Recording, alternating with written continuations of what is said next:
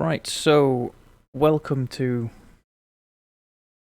beta test, half-assed attempt at testing Videlict, which is a sci-fi post-apocalyptic survival game, maybe. So to set the scene, you guys are all performing your various tasks amongst the Settlement 117 on the planet of, where did my notes go? That's an interesting name for a planet.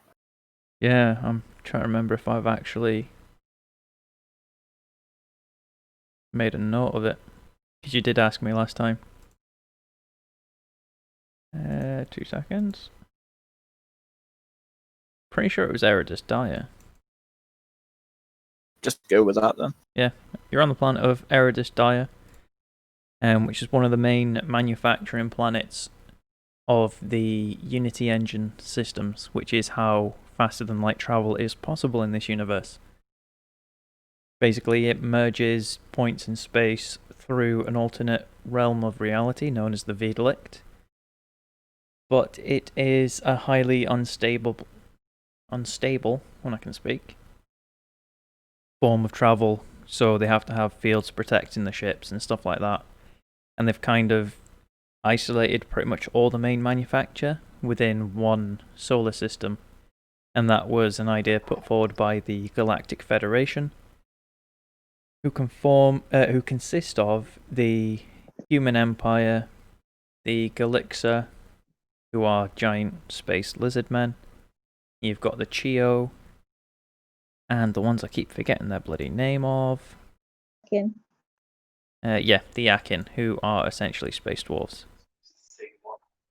And basically, as they've discovered each other through space travel, they formed a giant alliance to make sure that there was no war, and moved the manufacture for all other races of the Unity engines into the Eridus system, which consists of about 8 planets, of which you're on the 4th closest to the Sun, or star, I guess, which is Eridus Dire. Within Eridus Dire, there's many manufacturing complexes, and you guys are all in Settlement 117, which is mostly the actual drive system manufacture.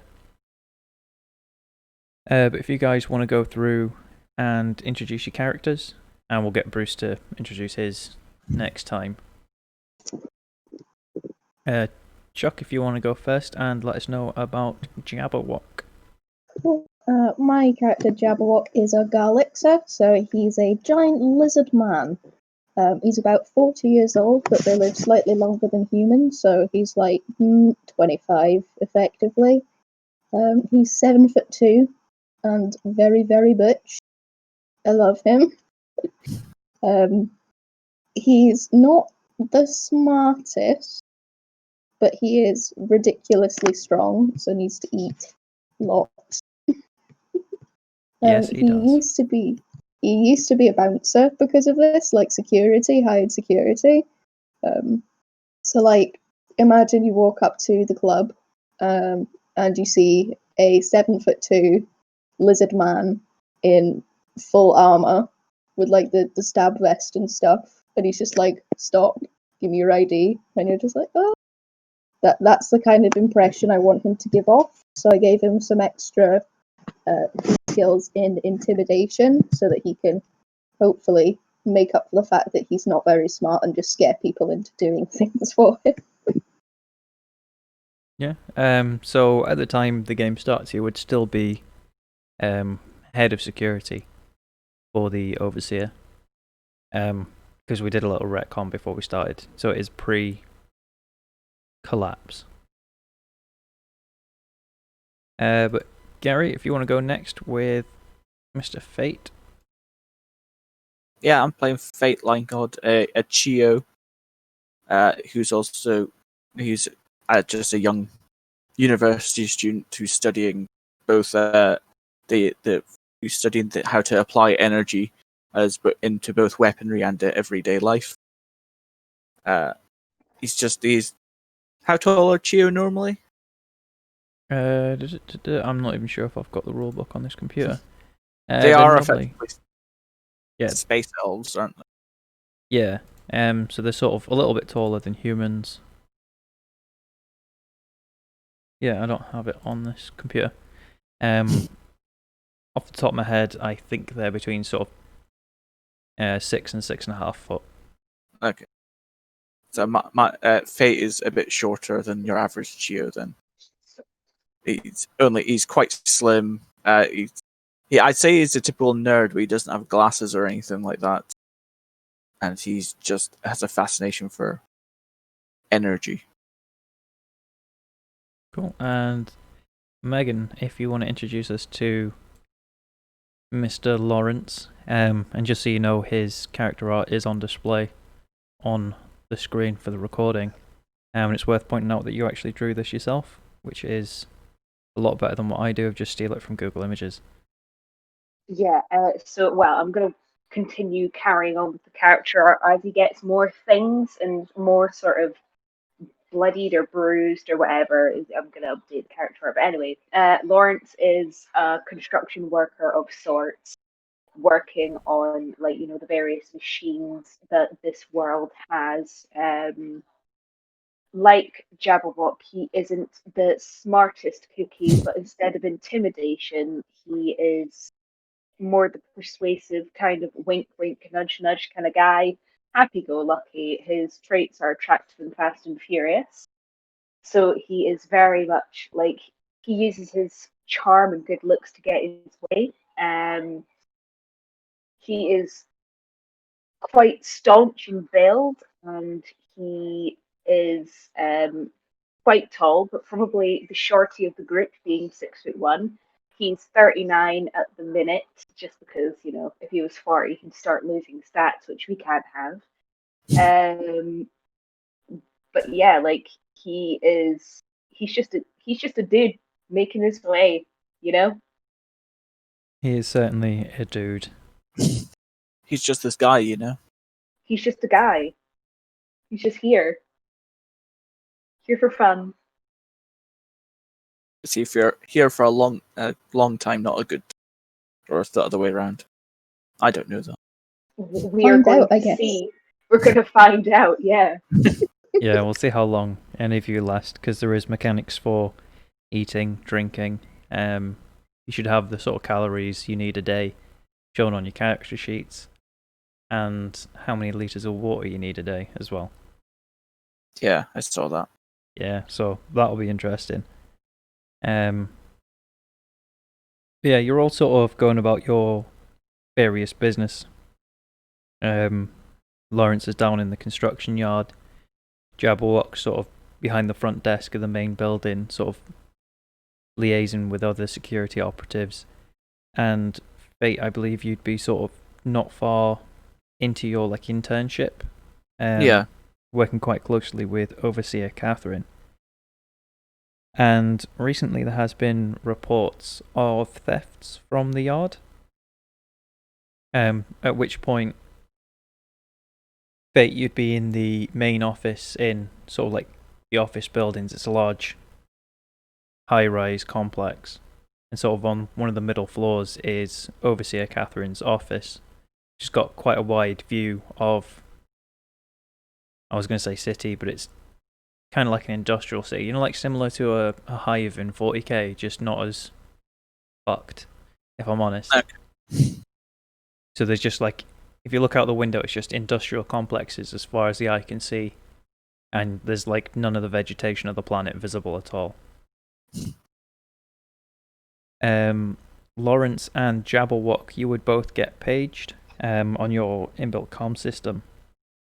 The Overseer Catherine requests your presence in her office to deal with a very intimate matter. When you say overseer, is that the head of the entire city? So she's... Or just building? She'd be the equivalent of a production manager. Okay. So the amount of product that comes out of Settlement 117 is her bread and butter, basically. So she sort of sits all day staring at spreadsheets of equipment downtime, spending, budgeting, personnel requests. She does a lot of admin. But basically, if anything goes wrong, it's her fault. Even if she had nothing to do with it, it's her fault. That kind of management position. Okay, I see what you mean. And you've all got quite a good working relationship with her anyway.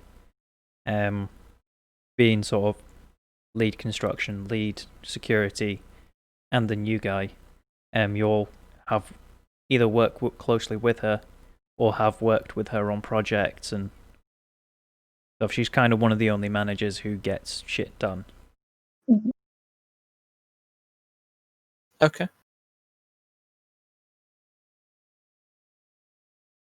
So I take it you guys sort of all just head up to see her?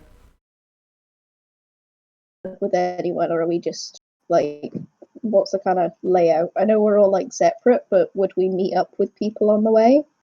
I'm already in the office, aren't I? Yeah, so Fate, you'd be in the office, basically sat at her desk wondering what's going on, because she's just told you to sit down until more people arrive. Jabberwock would be sort of in the same building but down on the bottom floor Mhm. with the security management console. So for you, it'd just be a case of getting in the lift and heading up about 20 floors, head down the corridor, third office on your right. I That's shall do that. So it takes you about 10 minutes to get there. And as you get in, I'll pop it up on the screen. You should all see it on your screens now. Overseer Catherine in her nice new stolen from Google Images artwork. She looks like She something looks from Mass nice. Effect. Yeah, I was going for the Mass Effect vibe. Let's see if she has the Mass Effect dialogue. Yeah, there's Paragon and what's the other one? Renegade. You get both those Yeah. options. Hopefully she doesn't just get stuck in a loop. The obviously good, the obviously bad, and the sarcastic. Yeah, pretty much. Mass Effect 1. Yeah. Lawrence, you'd be sort of a bit out of the way because you're sort of dealing with a construction project where they're renovating some of the older factories that are no longer being used to sort of strip out the materials that are still useful and sort of take inventory of them all so they know where they can save money next time, basically. Mm. So I have to trot all the way there, so I'm probably the last one to tumble in the door. Yeah, there is like a maglev train system that sort of runs in a loop around the settlement. So it would probably only take you about 20 minutes, half hour to get anywhere from where you are. But you would have to sort of hop on a maglev, scan your ID, and that sort of just, it doesn't even credit you. It doesn't even take money, it's just literally as long as you're authorized to use it, you scan on, scan off kind of thing. Sort of through the hustle and bustle of other workers and dealing with, that one guy with body odor on the train who just sits right next to you. And then after sort of 15 minutes, change station, quick maglev into the center, into the building, and the guy at the desk will sort of question why you're there. You'll say, I'm here to see Overseer Catherine. He'll ring through, confirm that they've asked for you, and then usher you up into the lift, and you'll get shown there by quite a young boy. Can't be more than sort of 12 human years, but he does look like he's yakking because he's already starting to grow a beard, and he's about 3 foot. And he just sort of waddles along and presses the button for the lift, scans his ID card, and then ushers you in. And as you're going up the lift, the terrible hold music. Just, Oh, Muzak. yeah, sci-fi hold music, it's great. It's just as terrible in this sci-fi universe as our own, but maybe just a Lovely. little bit more repetitive. And as it's going up, you get the occasional, "Thank you for using stellar elevators," and then it just carries on with the music. Am I allowed to smoke indoors in this universe? No. They're very health and Right, safety well, conscious. But I really want a cigarette, but I can't take one out. So like the music is just adding to my frustration that I've been pulled away. Yeah. From my work, hauled half an hour over town, and now this. So I turn up to the meeting slightly disgruntled, but hiding it. Yep, and then he shows you into the overseer's office, and you see already that there's a large lizard person with big muscles, and then some nerdy-looking skinny Chio sitting there looking quite confused, I imagine. Definitely. And the little yakking servant kind of shuts the door behind you, and Overseer Catherine just kind of nods and motions her hand towards one of the empty seats at the table. And I don't take the seat. I lean against the wall instead. she Take doesn't two seem... seats. Oh, okay, you can have 2 seats, that's fine. I might Um, need 2 seats. I am wide. She doesn't seem offended or anything like that. She knows you're a bit of a renegade. I'm a bit of a sort. Yeah, you're certainly something. And she goes, thank you all for attending. I have a matter to discuss with all of you. Apologies for not starting sooner, but I wanted to make sure we were all here first. It's an immaculate female voice there. I'm really good at voices. But before I tell you what it is, I do need to ask that you all keep this matter to yourselves. Is that something I can rely on? Of course. She smiles as Yeah. you say that because of the enthusiasm in your voice. She didn't expect any less. I just kind of shrug and I'm like, mum's the word, I guess. Pay me enough for my silence, as they say. As astute as ever. And I look disapprovingly at them. I just kind of quirk my eyebrow at you, just say, like, got something to say, shrimp. Odd. charming. And you, Jabberwock. Oh, did you actually say that? Yes. Huh. She did. I tisk. And Jabberwock, I know your secrecy is implied in your contract. Recently I have been... Sorry, what was that? I just grunt and nod again. She sort of nods back. Recently there has been some disturbing news that in the Alpha Quadrant, some of the Unity fuel supplies have been showing up lower than regular on the stock levels. Now I've compared it with the usage that we're putting into the manufacturing plant and any accidents reported, and it seems that there's at least 1,000 litres going missing a week. What I need from all of you is there is a external, for lack of a better term, bounty hunter coming in. He goes by the name of Victor. He will be arriving shortly this afternoon. I need you guys to liaise with him and investigate the disappearance of the Unity fuel, as there has been several rumours on the net about protesters who wish to remove the Unity system from our economy, to put it mildly. Of course, you will be all excused further duties in the settlement for the duration of the investigation.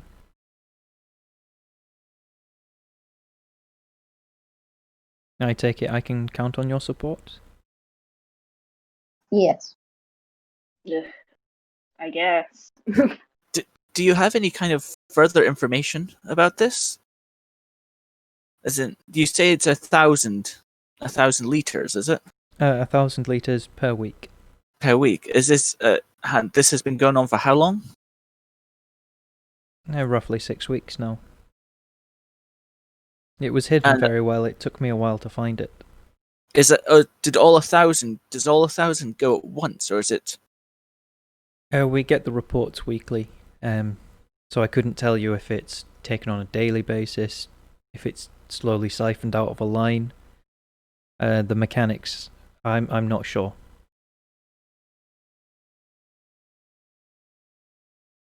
At this point, I'm looking at fate with kind of my eyebrow quirk, thinking, like, Jesus Christ, I just want to go back to my job. Be quiet. And this Victor, where are we to meet him? At the site, or? He will meet you in the production facility in Alpha Quadrant, yes. You'll recognise him. He'll be wearing as bounty hunters tend to do, a big leather trench coat. I imagine he'll be armed. Would you advise us going armed? Yes, if I'm honest. I don't know what you'll face. It would be advisable to carry some sort of weapon. I understand as an apprentice you're not normally authorised to carry firearms. However, in this instance, I believe it would be prudent for you to be able to protect yourself. I understand in the academy you had basic weapons training, and she sort of pulls you'd recognise it as a las pistol from a holster on her waist, and she hands it to you with 2 energy cells. Okay. Thank you. They're not my preferred choice of weapon, but I can assure you that I'm not the worst in the world. I had heard as much. Unfortunately, I don't have any weapons that would suit your tastes. That's fine. Don't worry about it. Thank you. Jabberwock, I take it you're already armed, as always? Nods, and then in one hand I pull out a crowbar, and in the other hand I have my baton. I'll take that as a yes. And Lawrence, do you have anything with which you could protect yourself? I just sort of brandish my fists, and I'm like, I call this pain and panic, and then if they fail, I just whip out a wrench that I keep on my person at all times. She kind of face palms a little bit and sighs. But she's not overly surprised. It's a kind of, like friendly resignation. Yes. Like she's used to your bad jokes, but she's not going to encourage you. I don't need encouragement. I need stopped. Yeah, I think you're bad enough as it is. If I may, Overseer Catherine, Yep. Why the 3 of us? Well, I'll be honest, you're being sent because you're an apprentice, and I can trust you, as you've proven yourself quite useful. Jabberwock is my head of security, who I've worked with before, who I know can get things done. And I can't think of a good reason I picked Lawrence, if I'm honest. However, he is reliable. And I think it would be good for you, Fate, to learn the ways of the world outside the office. And it is Unity fuel, and energy is your specialty. That's fair. I understand. Thank you for this opportunity. Don't kiss my ass, boy. At that, I laugh. I ignore it. Unless you have any further questions for me, I'd appreciate if this got taken care of as a matter of urgency. It shall be done. I get up to leave. And leave. I'll put the 2 seats back, kind of clumsily. I just throw a lazy sort of two-fingered salute your way and make my way out as I am positively itching for that fag now. And as you all sort of exit the room, you see the small yakking child is there waiting for you, and he's like, "All done." I presume I know his name. Yes, you'd know his name is Grimgore. Grimgore. Yeah. Yeah, that's us, Grimgore. We're fine. The meeting's over. Excellent. I'll show you out. And he sort of starts waddling away towards the elevators. Okay. And he presses a button, scans his ID card. I follow him into the lift. And I fall back and sort of nudge Jabberwock, and I'm like, "Geez, dude, what's your workout routine? You're fucking stacked." I look at her and I say, steroids. And I'm just like, you know what? Different folks, different strokes. I respect that. And the elevator doors start closing, and the terrible music comes on, and you just hear Grimgore go, "This music's fucking shit." Though, I agree with that sentiment. You all think it's shit too? In different words, yes. What about you, Biggins? You think it's shit? Can I see any speakers? Like in there, is there like a panel where the sound's coming from?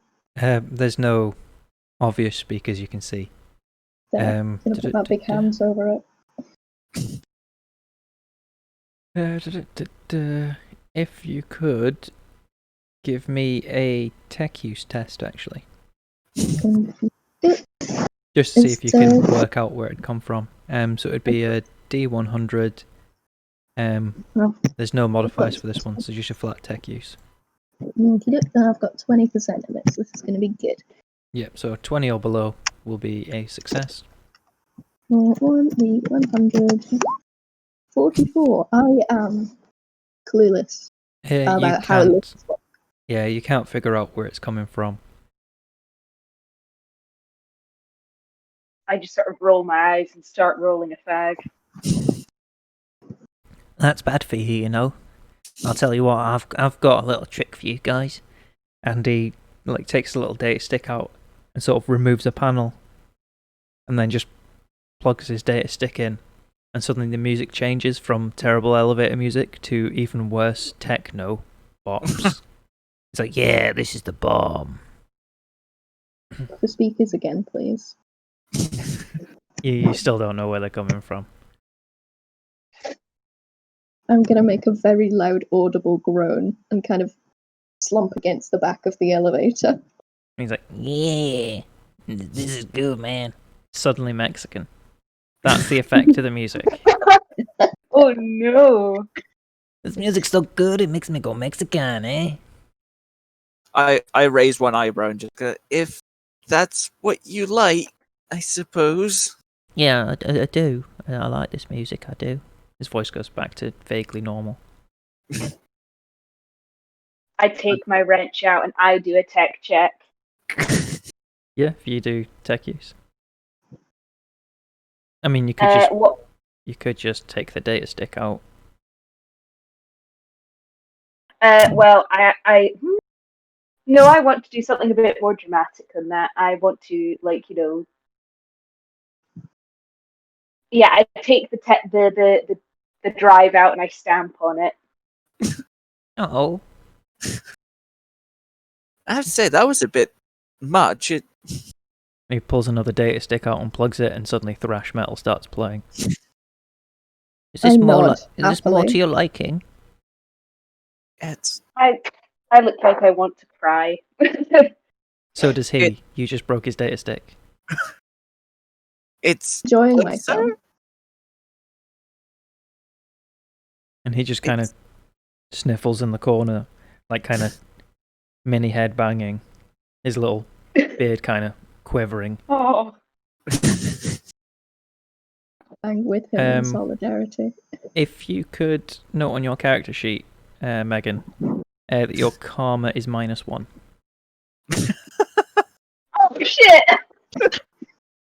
I don't think I've actually put it on the character sheet yet, but if you could just make a note somewhere. Grimgar will remember this. Exactly. Yeah, because there Done. is karma for... Well, I think it's called reputation, actually. Not karma, but it's effectively karma. It wasn't me. I've got a. Hi, I'm Lawrence, and I have a crippling nicotine addiction. I see how it is. You still get the negative karma for that, though. No, it's fine. I earned it. You bastard man. I think that's food here, because there's a very confused guy who looks like a delivery takeaway driver outside staring at the house. Bike's on the driveway, so Oh yeah, that doesn't mean that they're any less confused. Hmm. But I shall put a pause on the recording if I see him walk up the driveway. So the rest of the lift section passes without incident, as, you know, Grimgor's kind of upset because you broke his shit. And Sorry, then sort of sorry. a floor below the bottom, he kind of pulls his data stick out and closes up the panel. Yeah, that's the boy walking up to the door. Back in 2 secs. Right, so where were we at? You were just getting out the lift with a very upset Grimgor. Yeah. God, I'm Um, sorry. Okay. What is it with our party members in assaulting or annoying NPCs? I mean, at least you didn't Kill him. force someone into suicide yet. yeah. Yeah. Long live Keith. And as Grimjaw sort of limply shows you out, kind of broken on the inside, because he really liked that techno music, because it was that good it turned him Mexican. You all sort of head out the building. I'll thank Grimjaw before leaving. He kind of just nods. You're welcome. See you again, Grimjaw. Bloody hope not. I do the metal fingers, like the devil horns, because I enjoyed the metal. He sees and he sort of doesn't lift it all the way up. He's just like, yeah, rock on. Party on, Wayne. Party on, Grimgor. Good rule. And I storm out the elevator outside because I need that cigarette so bad. You just spark up as soon as you're out that door, do you? Yes. As you spark up and take a puff, this little drone sort of descends and goes, "Warning, you are not in a designated smoking area. Please proceed to a designated smoking area to inhale your addiction." It's got a little Inhale. yellow flashing light on top of it. Oh, you're testing me, buddy. God damn. Oh God. If you need directions, I can happily provide them. Ugh. So instead of going to a designated smoking area, I just take one long drag and I kind of stub it out and put it back in my pack. Thank you for your cooperation, citizen. And then it sort of just goes, "Loo," as it hovers away. It hovers away. So the best way to get to the Alpha Quadrant would be back on the maglev trains, and then just sort of go to the circular route, and then it's sort of like the north side of settlement 117. It would take probably approximately about 15 minutes by maglev.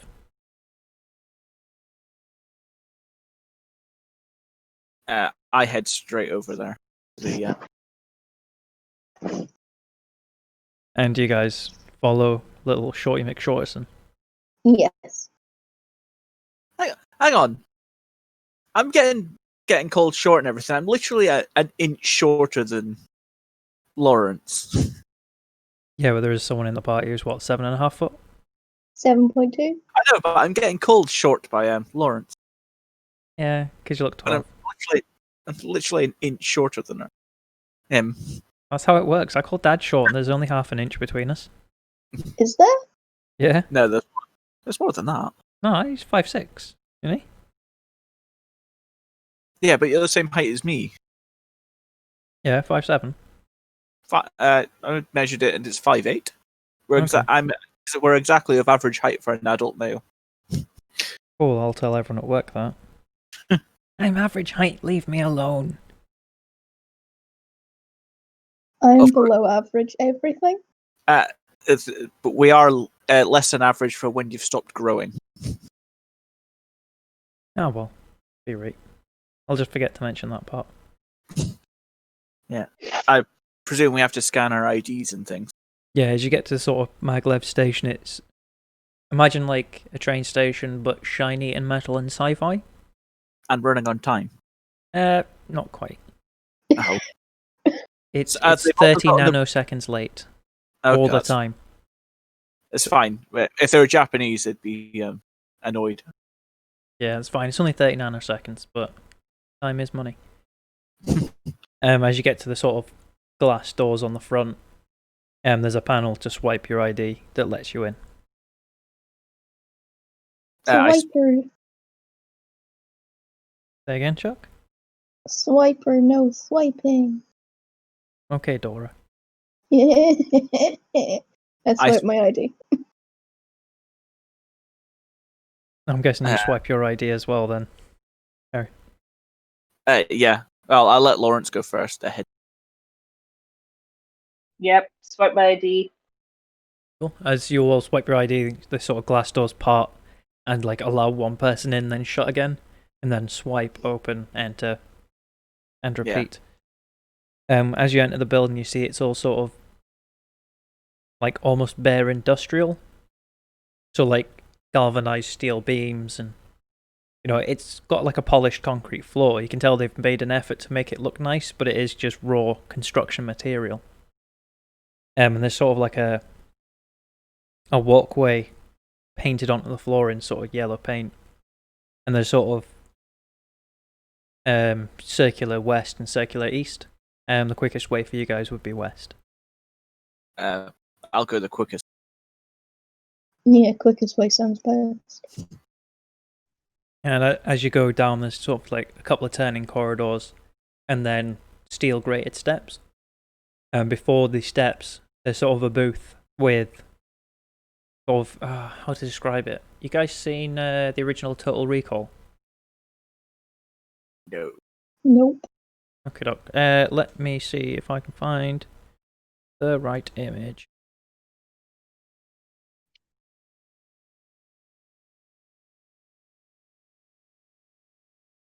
Oh god, that's it. Not aged well. What, Total Recall? Yeah, the special effects in it. I'm not surprised.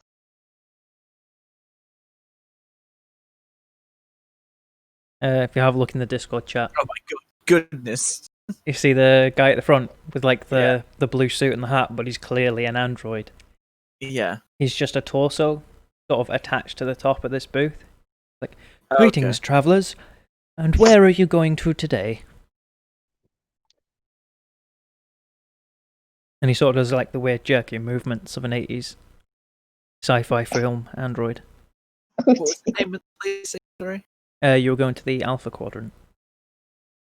We're going to the Alpha Quadrant. If you could direct us the way, please. Certainly, the next train departs in 15 minutes and 35 seconds and 12 nanoseconds. Could you direct us to the departure point? The departure point is upstairs, and his sort of hand motions towards the stairs that are behind him. Very well, thank you. Enjoy your journey. And then it sort of like shuts down. So his head goes kind of limp. I don't hide my distaste for these machines. I just kind of scoff and mutter under my breath that it's taking jobs from hardworking people. Coming over here, stealing our job. Claiming our benefits, stealing our jobs. Our gerbs! They're taking our gerbs! They're sleeping on the gerbs as well. Look at that.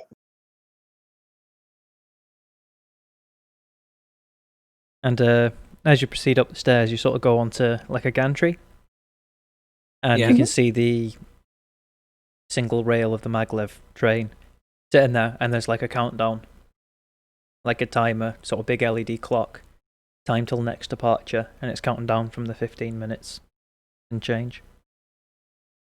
Are there places to sit? Yeah, there's a couple of sort of plasteel benches, and they're not very comfy. They're very utilitarian. They are just like molded plasteel. You can see a little bit of graffiti on some of them, but nothing major. They're all in working order. They just wouldn't be. They're not somewhere you choose to leisure. I'll remain standing.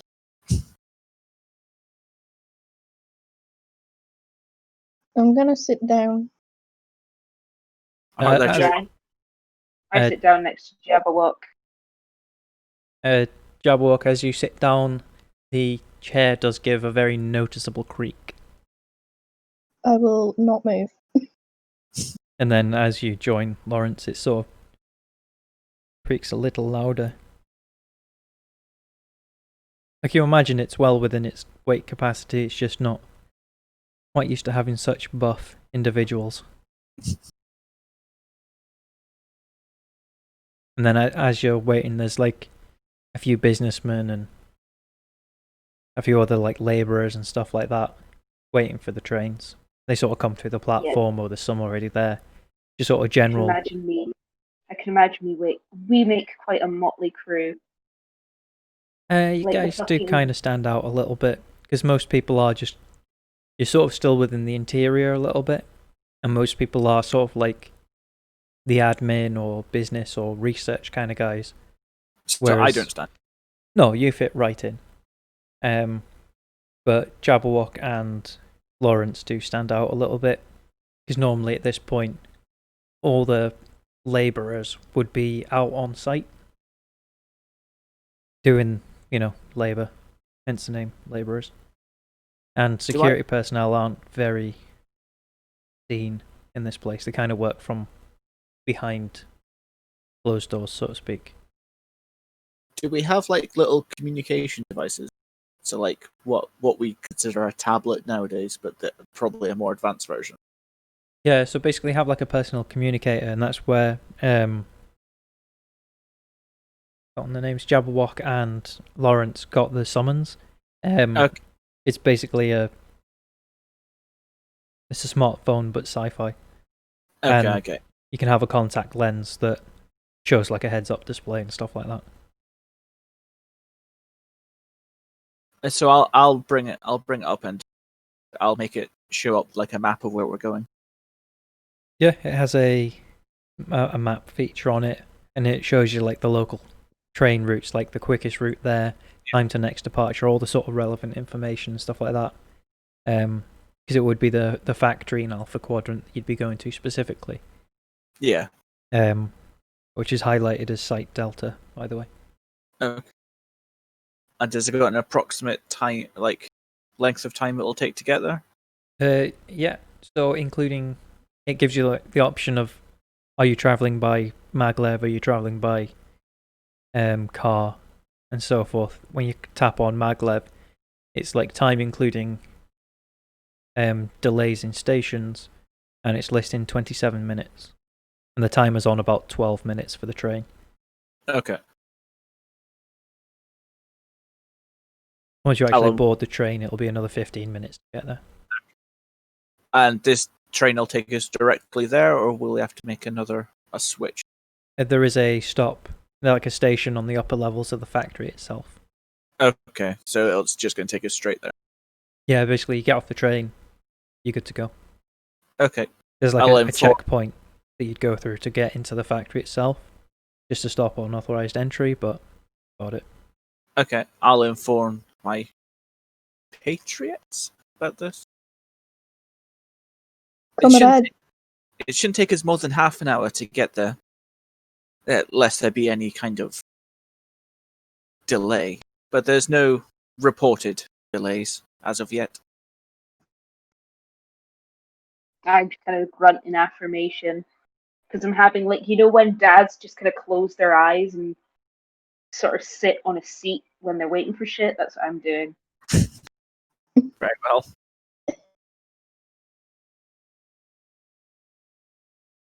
Is there anything else you guys want to do as you're sort of waiting, watching the timer tick down, or? I'll just be reading using that. Yeah, I I'm mean, gonna people. you're gonna what? People. Okay. If you could, let me get your character sheet up so I can see the stats. If you can just give me a flat vision test, please. So testing against your stats, you do a D10, and you have to roll equal to or under your stat. So that is 5, and you have 5 vision. So that is a success. Although apparently Megan's dropped out of the roll 20. Oh, It's probably just timed out because you're sat there doing nothing. There's not much is happening in roll 20 at the minute. So yeah, you notice that there's a couple in one of the corners. it should be me back in. Yeah, I see. Yeah, that's you, yeah. If you could also give me a luck test, please. Chuck. Another D10. Yeah, it'd be D10 versus your resonance. And what's your resonance? I don't think it's 9. No. Oh, I think it's 5. I've got Okay. the highest resonance, and that's 7. Okay. So you do see that there is a couple in the corner, and they seem to be quite touchy-feely. One is a Yakin male, the other is a Chio female. And most people would generally disapprove of this kind of union, as Yakin tend to not get along very well with the Chio. Not to the point where it's like illegal or anything, just slightly frowned upon. Yakin are the dwarves, aren't they? Yep. There is quite the height difference, and she is kneeling quite a bit. Not kneeling, sorry, like leaning over. But there's nothing interesting happening in terms of people watching. What's your character called again? Fate, sorry. Yeah. You can just sort of go onto the web, and you've got access on all sorts of databases and stuff. Yeah. So you can just sit there and peruse. Is there anything specifically you're looking to read? Like anything related to the manufacturing, or is it just energy stuff in general, or just looking for a book? I'm looking to see if there's any kind of reports or anything about the missing fuel or anything. I'm looking to see if there's any kind of reports of... Pardon me. Not specifically that, maybe, because that wouldn't have been informed. Yeah, so you have been forwarded the sort of like the production reports. And it's sort of a doctored version that Overseer Catherine's filled out, so she sort of highlighted where like the numbers don't quite add up. Okay. Or if you compare numbers across 3 different production reports, you see that the numbers are very slightly different. Okay, So yeah. like one will show spillage as 2.5%, whereas on another one it'll show spillage at 3. Okay.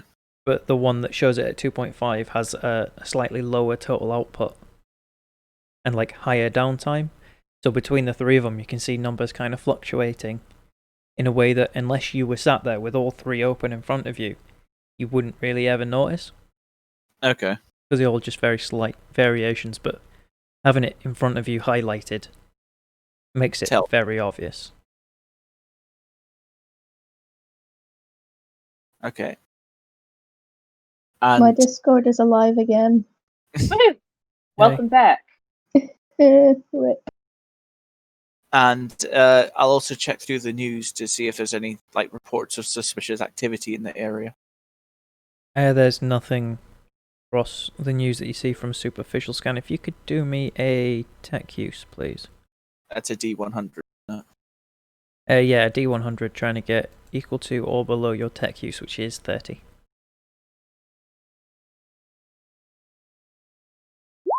5. And that is a critical success as well. Basically anything that's lower than your critical chance. Wow, you've got a critical of 17. Yeah, I've got a crit chance of 7. Oh no, wait, that's crit chances for combat. Anything below your resonance, is a critical success for skills. Okay. And that's still a crit because my resonance is 7. Yeah. And whilst you don't find anything on the mainstream news, you do remember sort of one of your colleagues back in university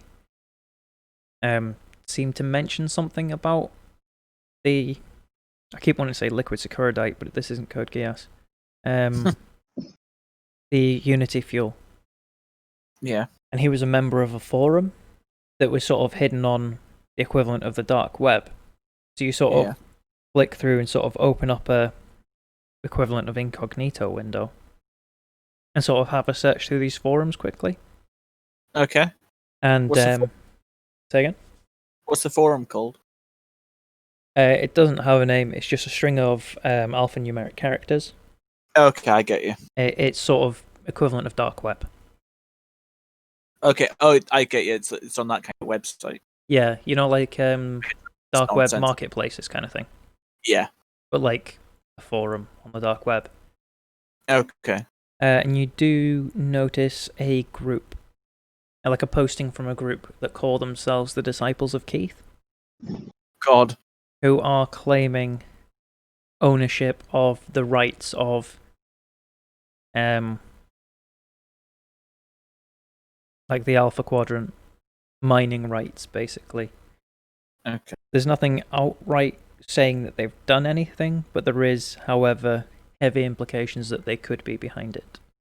Okay, because they've been operating in the area and... Yeah, they seem to be making a lot of noise in channels which you'd have to know exist to find that the Unity fuel is theirs by birthright and by the claim of their god Emperor Keith. Okay. I'll turn to... How far are we off the train getting here? You've got about 6 minutes left. I'll turn to Jabberwock and Lawrence. May I get your contact information, please? I would like to forward some information regarding our investigation. I just kind of quirked my eyebrows, just like, I'm sitting right here, can't you just show us? I think it would be best not to show, as opposed to just making sure that you have the information on hand, if you see what I mean. I'll fill out my... where's my thing? Where would my data be? I mean, you'd have the equivalent of a phone number, but it's linked to your work ID. So your employment number is the same as your phone number, essentially. I'm presuming it'd have some kind of function that if you just kind of grant permission, the phones would just connect. Yeah, it's got like a LAN connector, which is just a retractable cable. And you would have like a hub so you could connect all three and like sync them. And then you'd have everyone's contact information and like could choose to file share kind of thing. Yeah. Or you could even cast your screen onto theirs and physically scroll through the forums and show them. What I'll do is I'll make a copy of that on my device and save it to my communicator and share it with them via file share. Yeah. Just so that everyone has a physical copy, if you know what I mean. Yeah, so they'd have access to it in sort of like the shared documents folder, and if they want, they can download it to their device, kind of thing. Yeah. Cool. Just out of curiosity, I presume neither of you know who what the Disciples of Keith are. So what now? I'll take that as a no.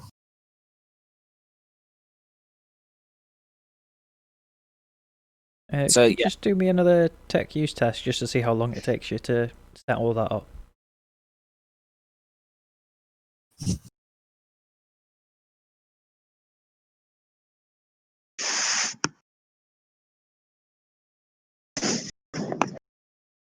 Oh, my ears.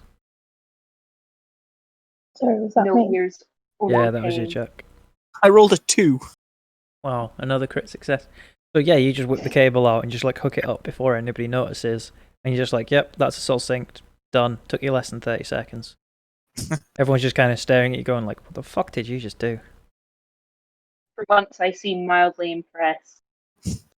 That's it. That's the information I found so far. That just in case it might be relevant, maybe just give it a read when we're on the train. Okay. I just kind of look at it and see that it's one of these typical kind of weird looking, janky ass dark web websites. I'm like, what the fuck is even this?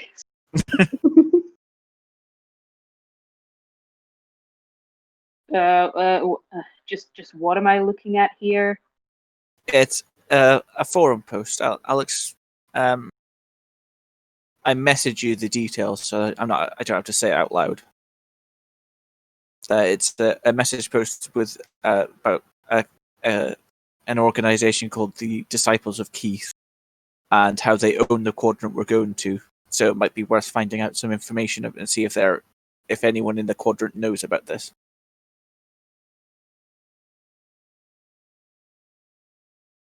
I just kind of messaged that over to you, so I don't say it out loud. Yeah, you can start like a little group chat just to. That's like a WhatsApp group or something equivalent.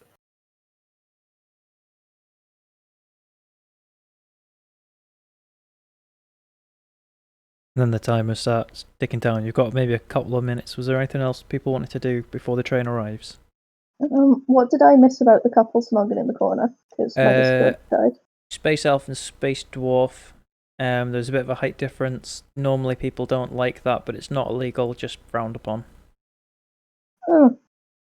Well, your ships are different height.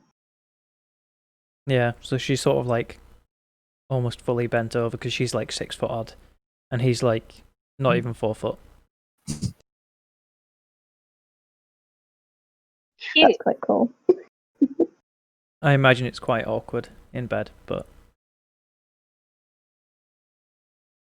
I won't go into detail about that one. Please don't. Yeah. And then you hear the announcement, "Bing bong. Please move away from the platform.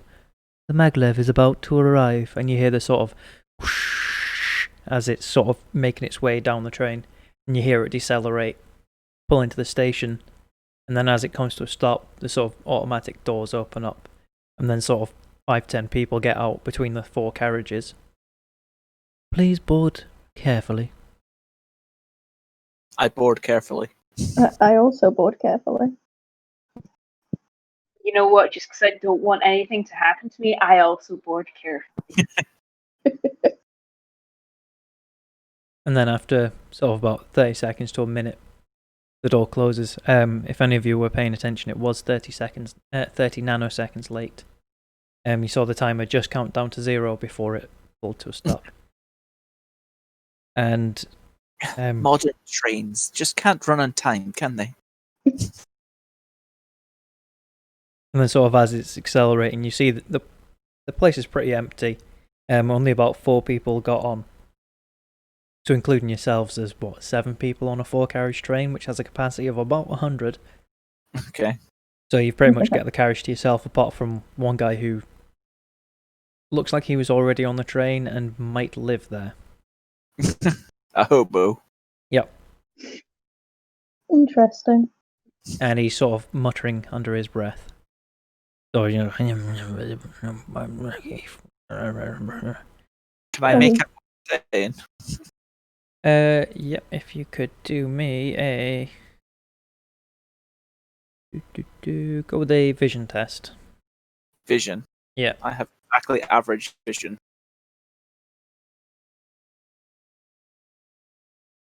No. Unfortunately, you can't make it out. You feel like if you moved closer, you'd be able to, but the stench coming off him, you really don't want to move closer. I don't want to look like I'm eavesdropping anyway, so... Yeah. Can I tell if it's even English? It is Galactic Common.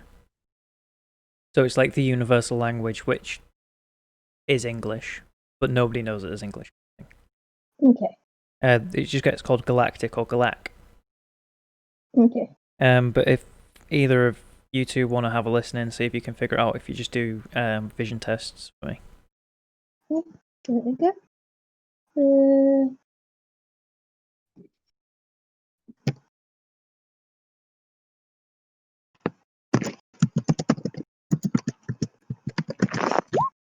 Oh, yay! What's your vision? 5. Okay, so you needed 5 and you got 5. And a lot of rustling. Sorry. What am I typing in for that? So if you roll a d10 and compare it to your vision stat, you need to roll equal to or under your vision. Sorry, what do I type into the chat for that? /r space roll. Oh no, /r space 1d10. You don't have to Slash type R one. space 1. Yeah, I suppose you could just type d10.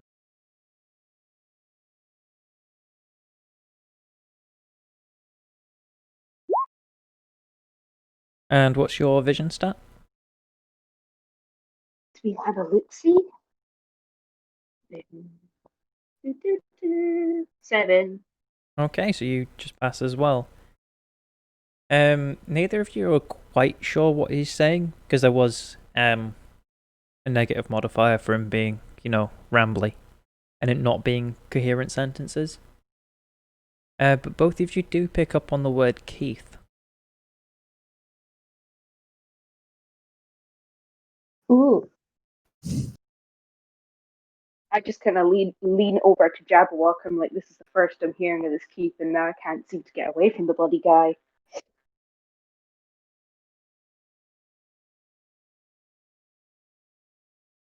And his mumbling is continuing. I remember Keith, murderer, savior. I remember.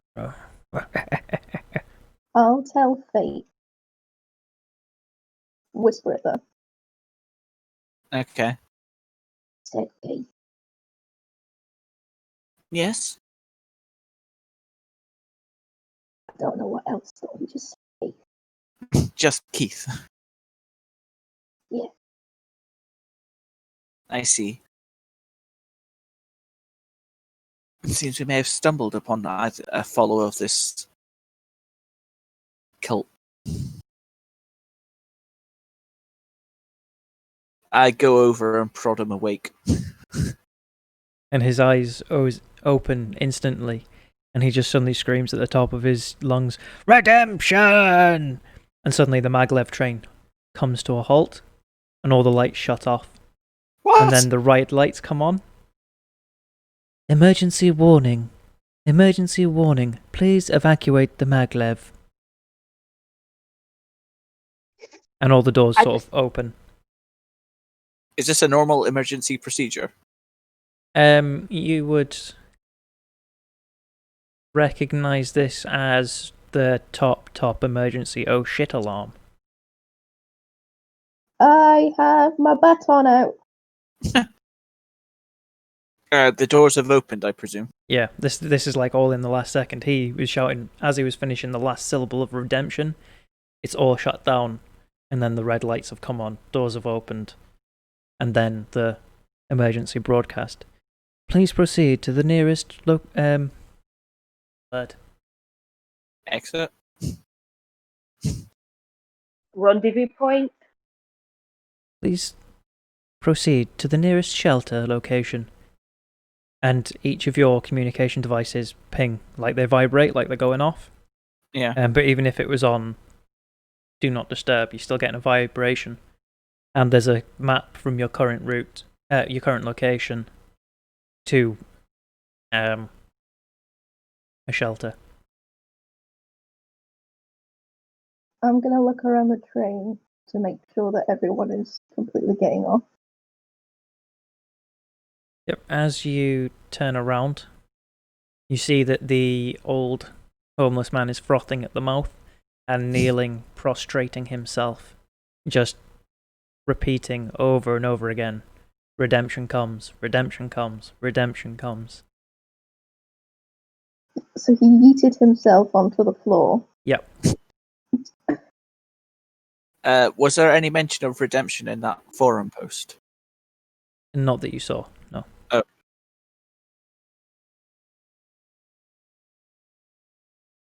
Are you kind of just staring stupidly at this weird, frothy man fate? Yes. I am. I'm trying to work out what's going on. Yes. I just come and grab you by the arm and take you off the train because of like, you damn desk jockeys don't know how it is out here. Sorry. I was wondering whether I should hit him on the head. No, Why no, is I'm that not going to always do the answer? that. I'm not going to do that. I can't risk it. I need to try and get my good karma back. Does that mean we should rescue him?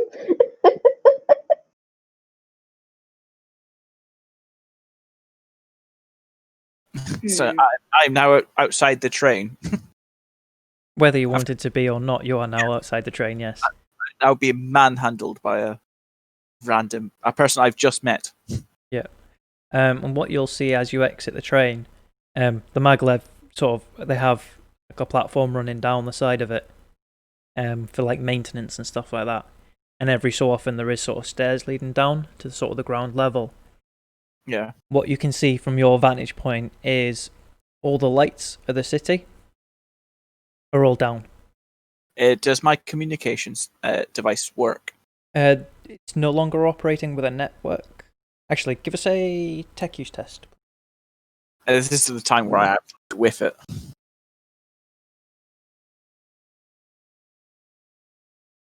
20. That's still a pass. Still a pass. As you're sort of being dragged along, you sort of one hand flick through the menu. Yeah. You see it's still connected to the local area that you've set up with your colleagues. Okay. But the network connection's down, and it's like emergency channels only. So the only thing you can pull up, like you can't access any data or anything like that. Just the navigation to the nearest shelter. Okay. So I wouldn't be able to send a communication to. Pardon me. Is To Caroline? Is it Caroline? Catherine. Catherine. Catherine. No. You No. wouldn't be able to, no. You can see that you wouldn't be able to, so you haven't wasted the time trying. Okay. Just through I flicking can't. the menu, you know you can't send anything external.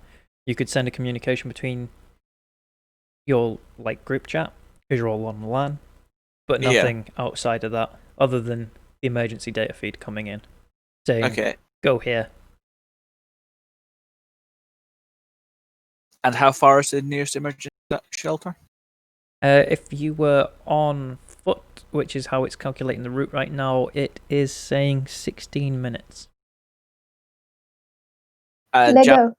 Jabberwock is still inside there.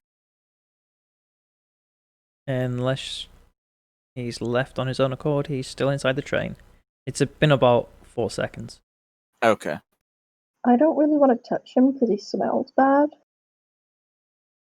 But there's as far as we can see, there's no external kind of attack on the train or something like that.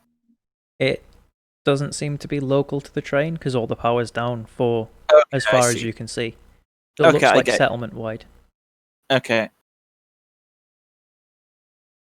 With fate out, I kind of pop my head back in the train, see Jabberwock kind of like, looking at this weird old man, because I'm kind of from this, I'm used to seeing these weird kind of down and out people, because I like to think that I live in like a sort of scummier part of town. You definitely do. Yes. So I just kind of like, sidle up to Jabberwock, who's just like, what do you think we should do? You're the security guard. Personally, I think we should leave him. There's no hope for Shelby. I'm gonna take him. Okay. Your nose is funeral, bud, but do not take him with us. I just lay him outside the train. The authorities will find him when they come to collect the train.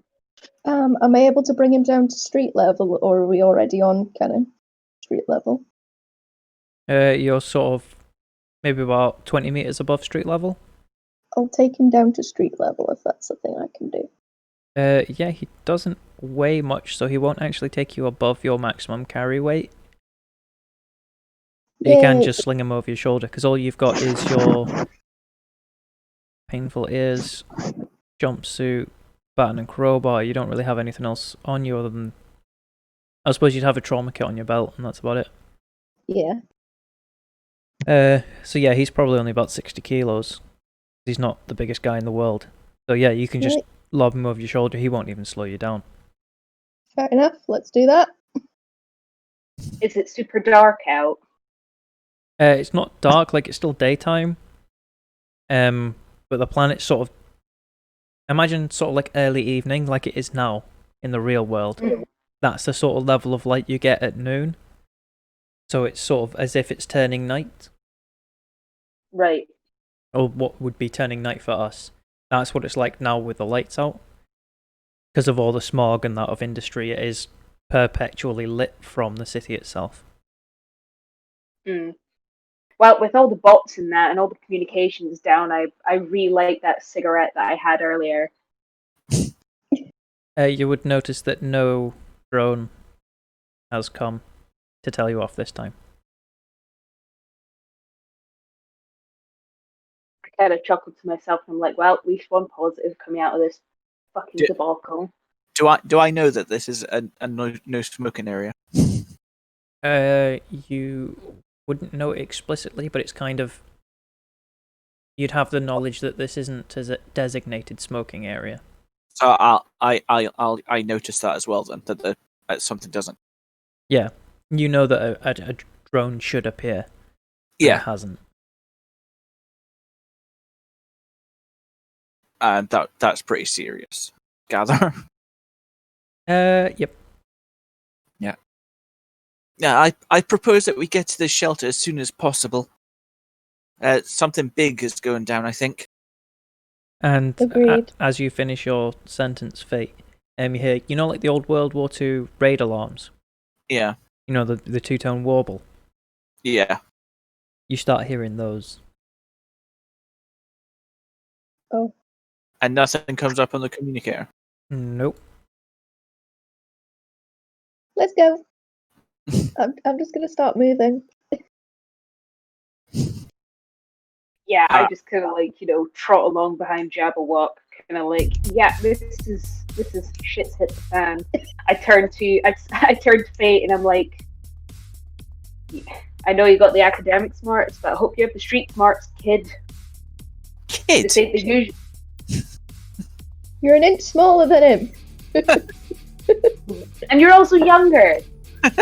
True, you are considerably younger. I know, but I'm still 6 foot tall.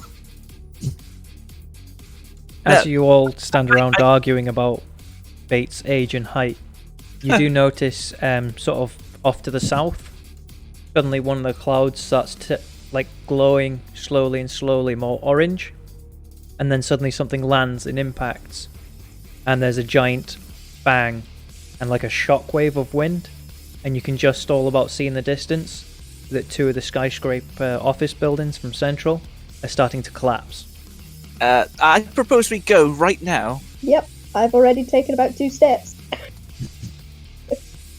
Yeah, I start going. So you all start I have booking it, my I take it.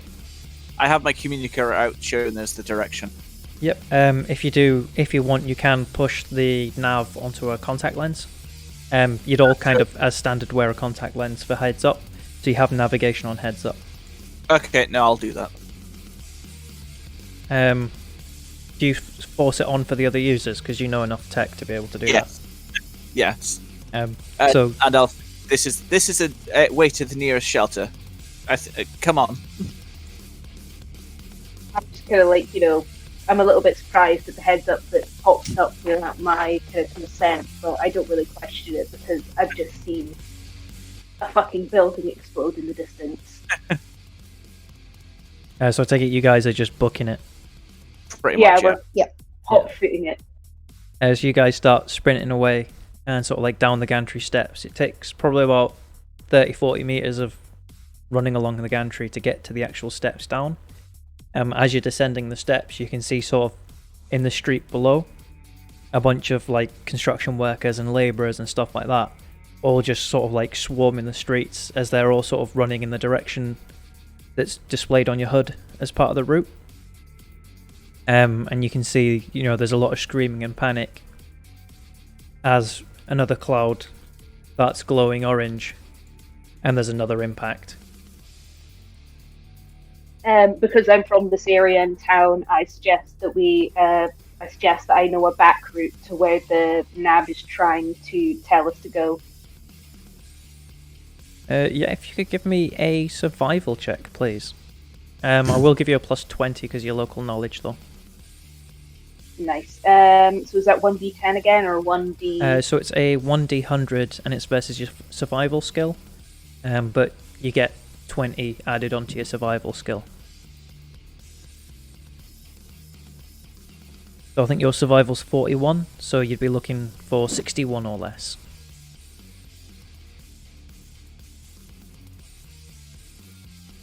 What am I typing in? Sorry, I know this is really annoying. /r space D100. Oh.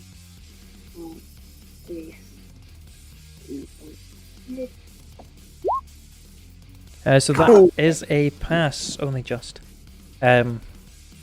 So basically the way it works is there's degrees of success. So for the so by beating the test you get 1 degree of success, and then for every full 10 you beat the test by, you get another degree of success. So that's like 1 degree of success. So that's a pass, just. Works for me. So you sort of, as you're running down the stairs and seeing the panic, you're like, shit, that's a lot of people. And then you're like, hold on, that's Stevie's bar. If we cut through Stevie's bar, we can go out the other side, and that'll save us sort of about 5-10 minutes. Oh wow, that's a loud song. 2 seconds. Oh, because Roll20 does music by bloody song. That's daft. There we go. Sorry about that, I blew my own eardrums out. Yeah. Alright. It doesn't have a master volume on Roll20, that's just stupid. But yeah, by cutting through Stevie's bar, you can save yourself a couple of minutes. So you guys sort of, I take it you share that information with the party.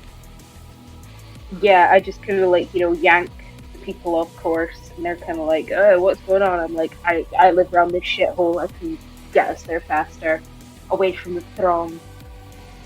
Yeah, so you sort of get down to street level, you do have to weave through the sort of sweltering masses for a little bit. But as you get to the door of Stevie's bar, you sort of push it through.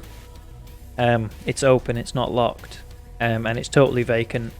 And you sort of just skim through the bar. It's pretty easily accessed. You can see that there's chairs knocked over. People have clearly started panicking. But you push through the door the other side, and you can see that you've gained maybe 200 people in the throng of sweaty, panicky people.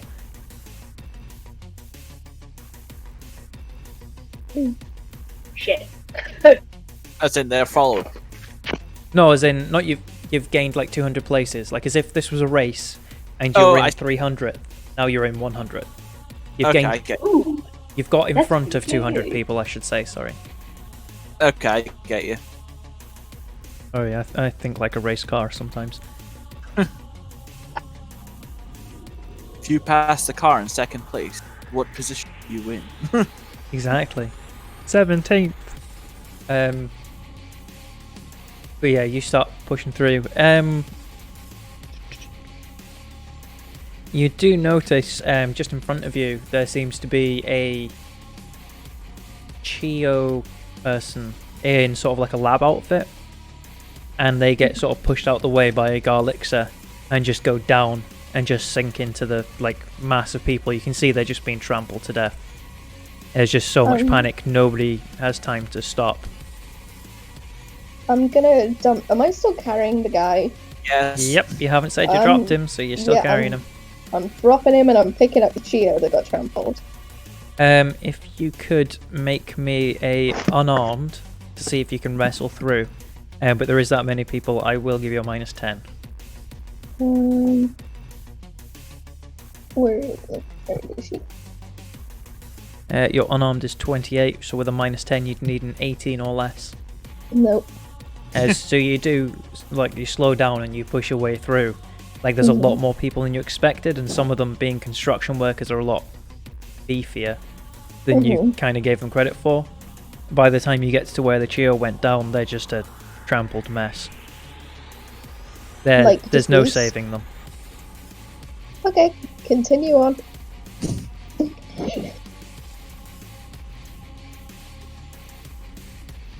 And so as you keep pushing through, you can you could all do me a vision test, actually.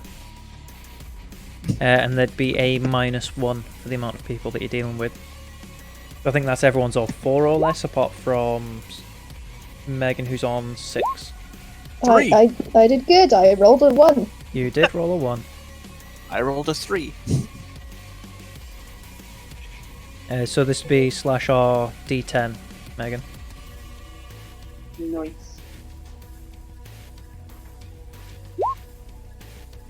We all packed. Lovely. Excellent. About 100 meters ahead, you see that you guys are getting close to the shelter. But at the shelter entrance, there is a group of people. You can't tell. Actually, Jabberwock, you can tell. So the rest of you can't tell whether they're human, Chio, or whatever. They're all sort of rough, humanoid shape. Jabberwock, you'd be able to tell that they have 1 Garlixer with them. And there's about 5 people.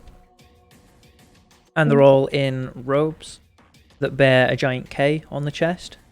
And God. they're holding signs that say, "Down with the Empire." And also, because you rolled a 1, Jabberwock, you would also see that they are armed, but you don't know what with. Okay. And then as the crowd reaches them, you all see, them draw back their cloaks and produce automatic machine guns and start mowing rounds into the crowd. Okay. Time to commando roll. Yeah, I mean, there is about 50 people between you and them. Well, So- they're about to be on the ground anyway, so... There's about to be quite a lot. You see that people just start splitting down side roads and stuff like that as they see, bodies dropping left, right in Chelsea. And people are just scrambling to get away. At this point, there is also another loud vibration and boom of what you assume is another impact. From another skyscraper. From whatever hit initially that caused the skyscrapers to fall, they've been sort of steadily falling and causing impacts throughout the entire encounter. Okay. This one does feel very close, though. Right. I'm Is gonna have a look around to see if I can see where it is. It's not anywhere visible. Okay. Is that the only entrance to this emergency shelter? It is. Oh. Does anyone have guns? I have a laser pistol.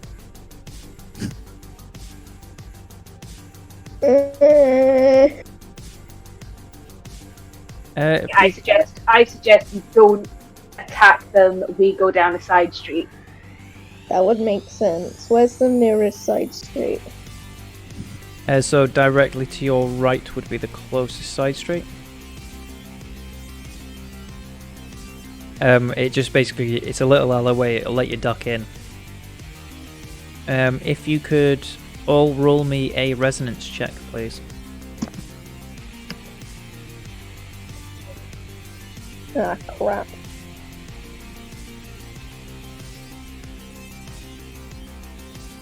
Fuck.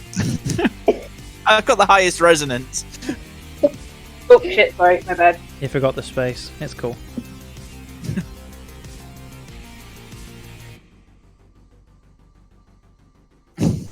Oh my god, I'm sorry!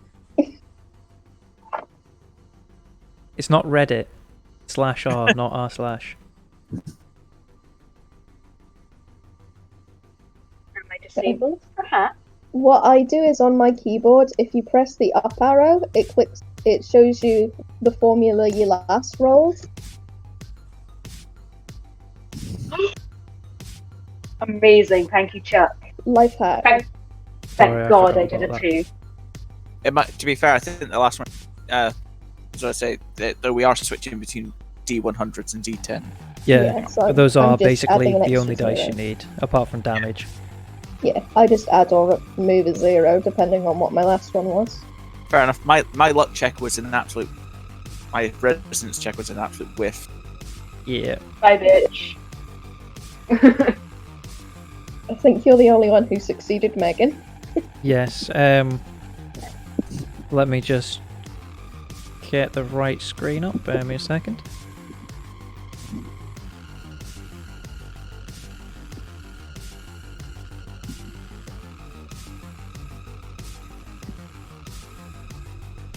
So, let me get you onto this one. This is the sort of rough layout as it is. And let me put you... Oh, wait, I'm on the wrong layer again.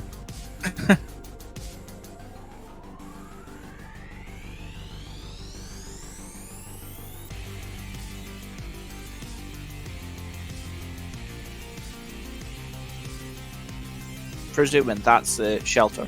It is, yes. As you sort of duck into the alleyway, it does initially look like a dead end. It looks like this end here is closed off, but there is sort of a gate there in this little thing there. I'll draw him round in a second.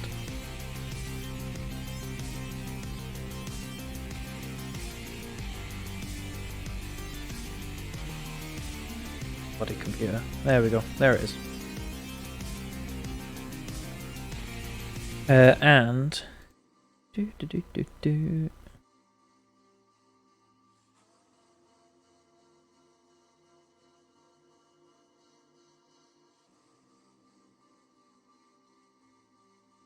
Why is it always cult? And this is the 4 shooters that you saw. They were sort of funneling their fire down this alleyway, which is the main thoroughfare. Yeah. I forgot to draw a road. But they're sort of... I'm going to draw a road because it's going to annoy me otherwise.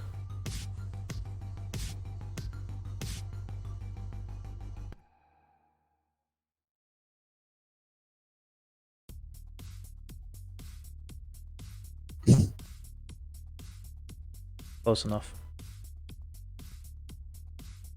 There's a central road and there's like a junction and like a loading bay for the vault. The vault, too much Fallout. For the shelter. And that's sort of where they're set up. It should be set up the right thing. Yeah, so this is the distance in meters. You see from where you've ducked in, it's about 10 meters where they are. So it's very close range. And they've now sort of disheveled their robes, and you can see that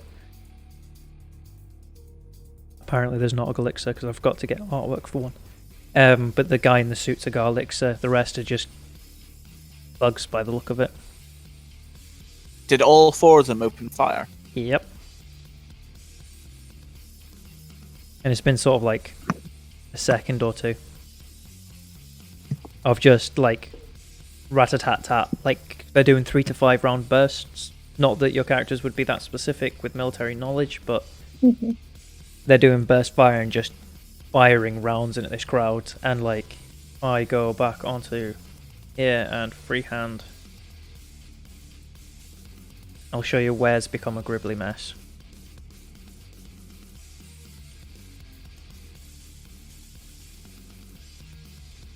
That red area, just full of corpses. Oh no! Can we go through this alleyway? Yeah, you can give it a go if you want. Would I fit? If you can choose something, it's locked. I have a crowbar. Yeah, so if you make a melee attack with your crowbar, it's a stationary object, so you automatically hit. This is very hard to miss a thing. So if you roll damage for your crowbar, which would be 1d6 plus 11. 1d6 Plus 11? It includes the damage bonus of 8 that he has for his melee damage. I rolled a 1. So like as you pull your crowbar and like wedge it in, you kind of like slip, but the gate still gives way because you're huge, and it's made of wood. Mm. So that is now a viable path.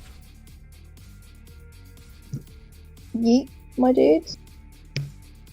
It is very this- tight for you. Everyone else fits in fine, but you, as a Garlixer, being the biggest of the big, you have to kind of go down sideways, and even Yeah. then your gear's still kind of rubbing the walls. Mhm. Like there's a little bit of a moment where you think you're going to get stuck, but you don't.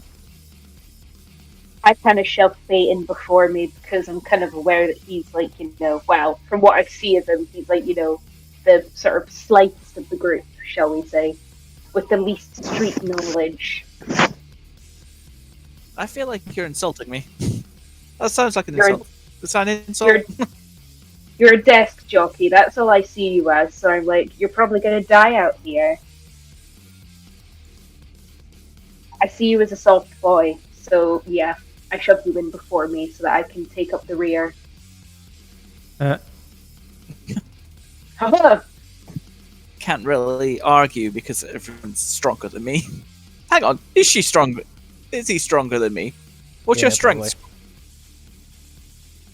My strength is, I think it's like 9 or something. Okay,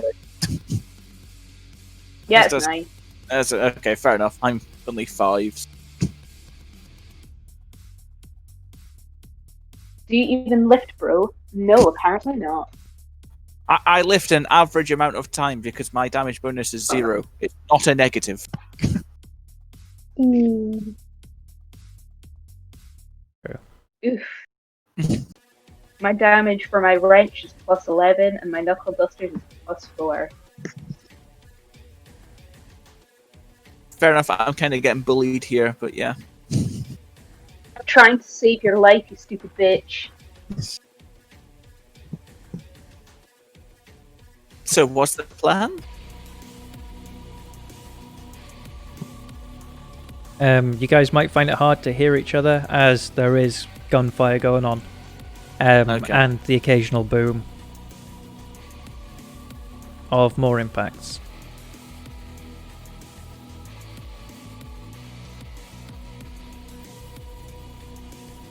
How's your initiative decided? It is Is it not based on your reaction? vision plus reaction divided by 2 and can be modified. I believe Lawrence, I almost called you Stevie then, has a bonus because of the trait Fast and Furious. What does Fleet of Foot? It gives you extra AP or stamina, sorry. I can't remember, I don't have the rules on this computer. The translated rules anyway. Chuck, could you do us a favour? Mhm. It's Is it's it in the Videlict. Videlict it's in the server, is it? Let me go on the right Discord, bear me a second. It's in the rules update one, isn't it? The 24th. But, Could you update the latest version into that rules update channel, please, Chuck? mhm. Let me just save it on here. I think it boosts your reaction, including max reaction as well. What, Fleet of Foot? Yeah. Is that what we're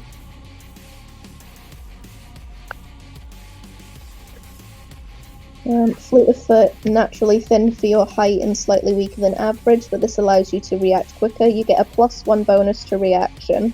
Also increases your maximum reaction, but your carry weight is only 5 kilograms times strength, and 1 rep max is only 15 kilograms times strength. Galixer cannot use this trait. Yeah. So it's reaction in exchange for carry capacity, basically. Okay, hence why I've got 8 reaction then. Yeah. Okay. Yeah. Thank you. You don't have to act in turn order yet because you're not in active combat with them. That's just up there ready. Is Jabberwock's initiative really 1? Yep, slow and purposeful. So I'm kind of there then. Mhm. getting pushed Yep, along and then- by a burly man. Yep. So you should count yourself unlucky. Many people would love to be you right now. Yes, I'm sure many people wish to be getting shot at. This day just keeps on getting weirder and weirder. Did any other people dive into this alley?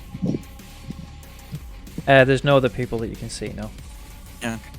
So we were lucky in that the people in front of us died as we jumped in. It's more like you jumped in before the people in front of you died. Okay. But they were sort of, because they were in front of you, they sort of had buildings either side. There is an alleyway down there Yeah. that some people may have gotten into. You didn't really have time to check because you were busy running out the way of machine gun fire. Fair.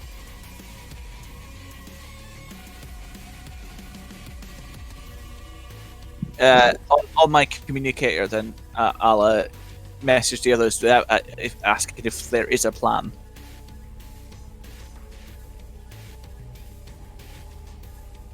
I'm just gonna reply survive because I'm edgy. Because I suspect that we need to get to this emergency shelter. This is all in text, by the way. Yeah, I mean, it is very far in the future. Like, you can basically text as quick as you can think. Yeah. It's almost like technology-aided telepathy. You can basically communicate with each other as fast as you can speak through your device. Yeah. So, because do I know? I don't know what these explosions are, do I? Let me have a look at the skill list and see if there's anything you could use to have a think.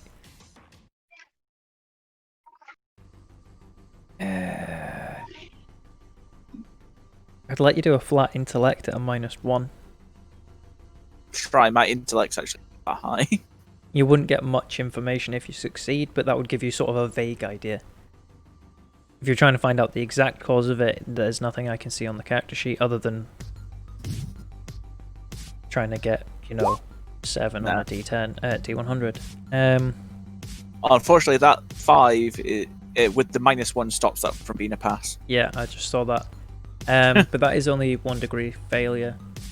So you can't really tell what they are, but you can tell where they're coming from. Low orbit. And they seem like munitions. Okay.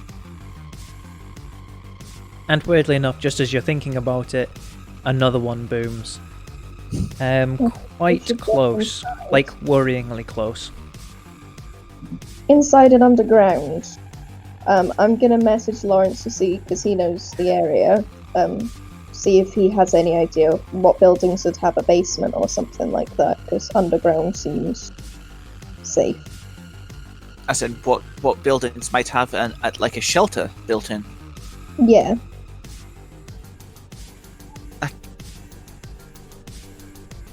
Was that aimed at Lawrence, was it? Sorry. Yeah. Yes. If you could do me a flat survival, so a D100, and roll equal to or lower than your survival, please. Me or Lawrence? Lawrence, the one you're asking for the information from. Okay.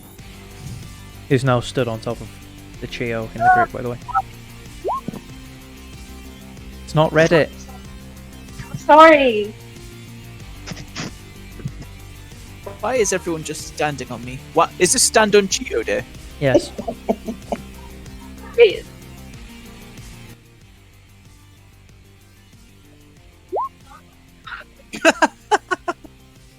Fail. That's a massive. You do not know of anywhere. You're just like, look, the bunker. That's the only place you can think of is the bunker. I'm gonna kind of peek forward to about here and see if I can see anything in this alleyway. Nothing in the alleyway, though you do see the end of it is a lot of corpses all piled on top of each other. Lovely.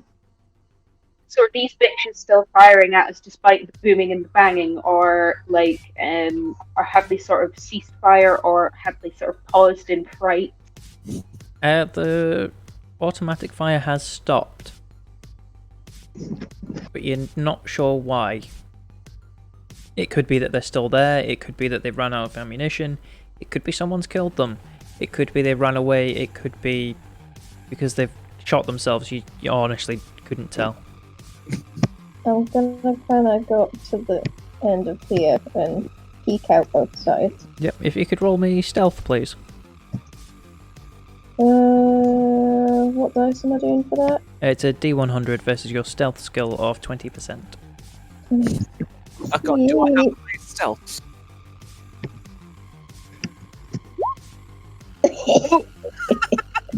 I am the loudest of people.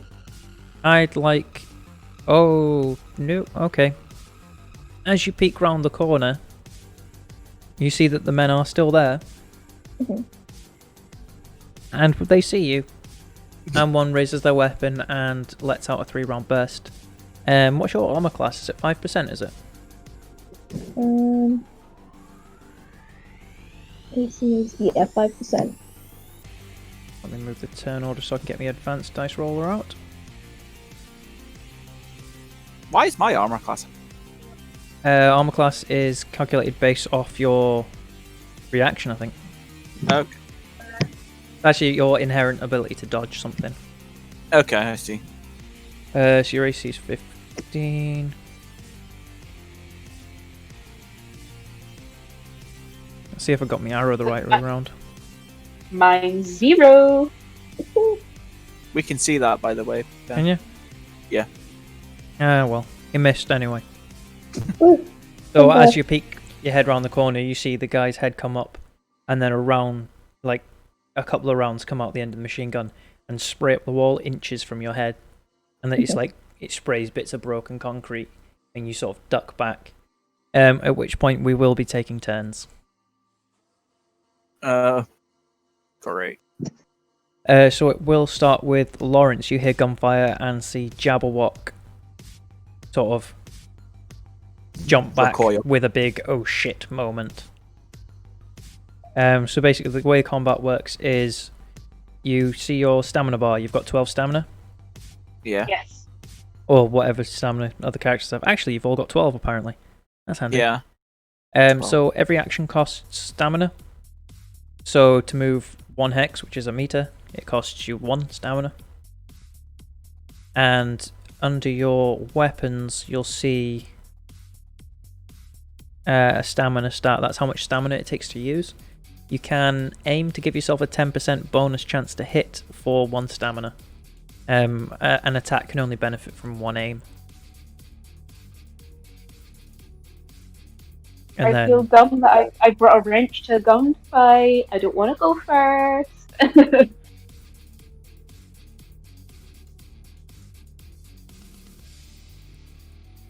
Right, you so- could reach them. You could just full on charge, and you'd actually still have enough stamina left to attack someone. I think. But then you would have three angry guys. I mean, they're already pretty angry. That's true. Yeah, if you went knuckle dusters, you'd still be able to attack, definitely. Or if you went wrench, because you'd be able to ready it as part of the movement. I go for like a super wide swing because it's a big wrench. It's like one of these big boys that you like. It's big boy. It's like a 12-inch adjustable kind of thing. Yeah, it's like the length of my arm, and it's solid steel or whatever high tech metal you have these days. I don't fucking know. So does my turn count from where I am back here? Yeah, it counts from your current position. Yeah. Right. So and can I? Because it's like 1, 2, 3, 4, 5, 6, 7, 8.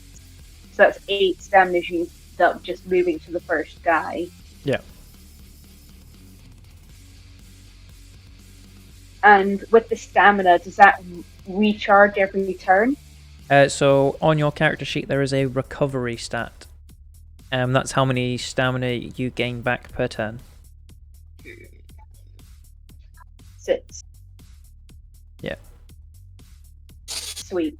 So if I use all 12, running up and like going for that big old swing,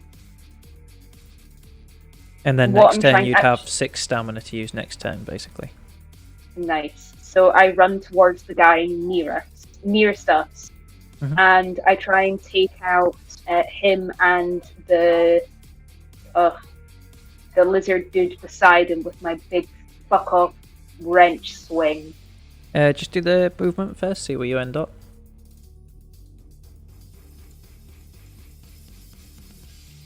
Could be 1, 2, 3, 4, 5, 6, 7, 8. Yeah, that's what I'm thinking. So with melee weapons, they only have like a reach of 1 hex. Okay, so I just go to take out that guy then. Yeah. So melee weapon skill.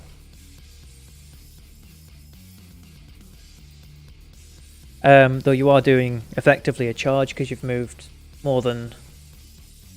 Basically, you've moved more than half your maximum movement in a turn, and then done a melee attack. It's essentially considered a charge.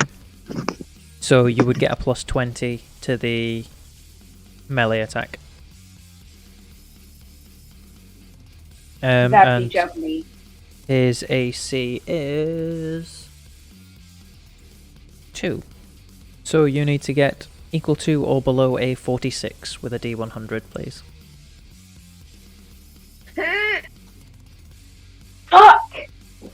Unfortunately, as you you go to swing wide, trying to encompass 2 people with 1 blow, but you just go way too wide, and it kind of just clangs into the building next to you, as you didn't realise you were that close to it, and you kind of have an oh shit moment. I have an oh shit moment, but hopefully it serves as a distraction, question mark? Well, they're definitely distracted.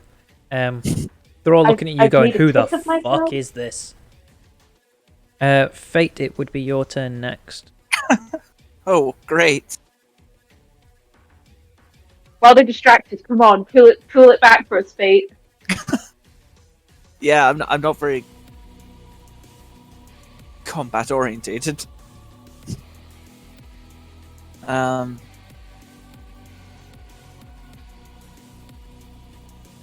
So Jabberwock is just recoiling back here, aren't they? Yeah, they've literally ducked back, and then Lawrence has just sailed right past you.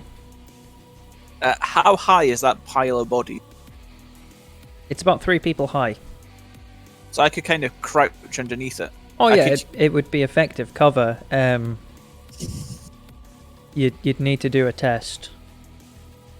If you could do just a intellect test, please.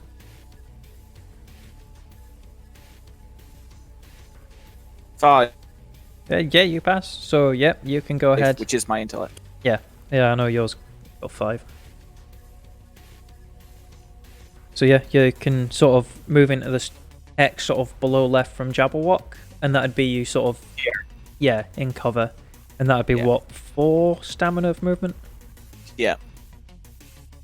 So you can go into your character sheet and knock your stamina down, or you can use the character sheet on Excel.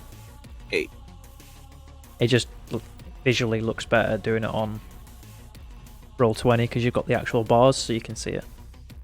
So I do that, so my bar should change there. Yeah. Okay. So I'm going to... If you want to actively take cover and make it harder to shoot you, it would be 1 stamina as well to sort of like kneel into it. Okay, so I could shoot and then kneel into it. You could be able to fire from kneeling into it. Okay. You'd be adopting a firing position. Okay. And as part of the movement, you can pull your pistol out. Okay, that's what I'll do. Yep. So that'd be you down to 7 stamina. Okay. Down on the big fat Zito, looking like a total gimp. It's fine. Okay. And I'll shoot at this guy here. Yep. So you're less than half the weapon's range, so you get a plus 10.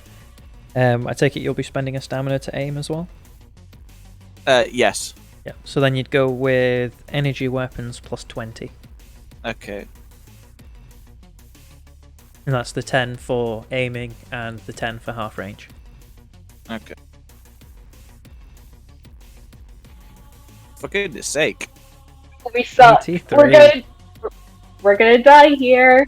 Yeah. If you could roll a resonance test, please. That'd be it. So while it did miss the target of the attack, it actually sails into this dude here. Okay. Why I love having luck as a stat. Oh yeah, my luck's relatively high, isn't it? Mm-hmm. So you're kind of like the new guy who's useless, but things just work out for you. And I'm quick. Yeah. So if you want to roll the damage for your laser pistol, please. I think it's like 44 plus something. 44 plus 6. Yep. Oh yeah, weapons are brutal in this, by the way. Yeah.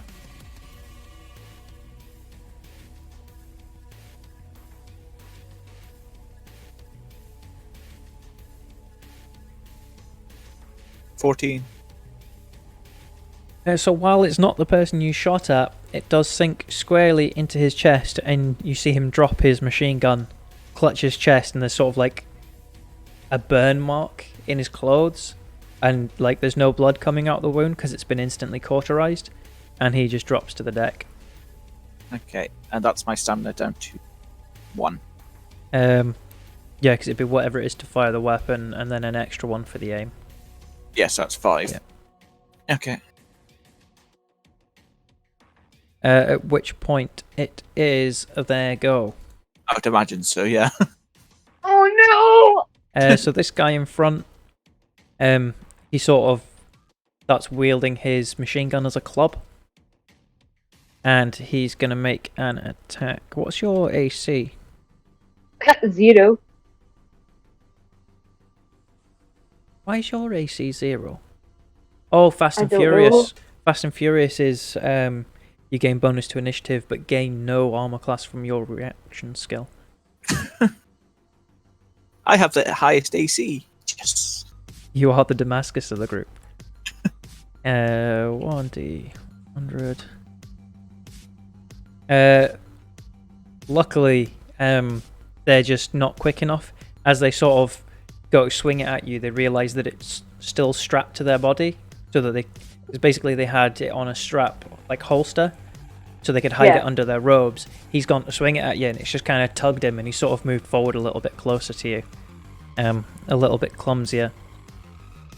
And then, with the rest of his turn, he's going to sort of unclip it, as he's realised.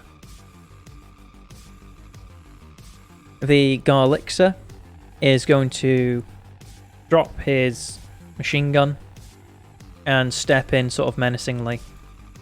And he's going to brandish knuckle dusters.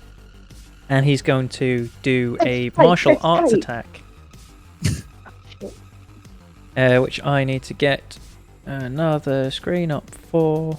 God, I wish I had more monitors. Oh wait, that's in the actual rulebook. Did you put that new version into the Discord, Chuck? I couldn't find where it was saved, so I haven't. But what do you want from it? It's fine. I'll open it up I'll open up the old version. Hopefully not throw. Oh, bloody Windows 10. There we go. Let me just make sure OBS is. Yeah, that's fine.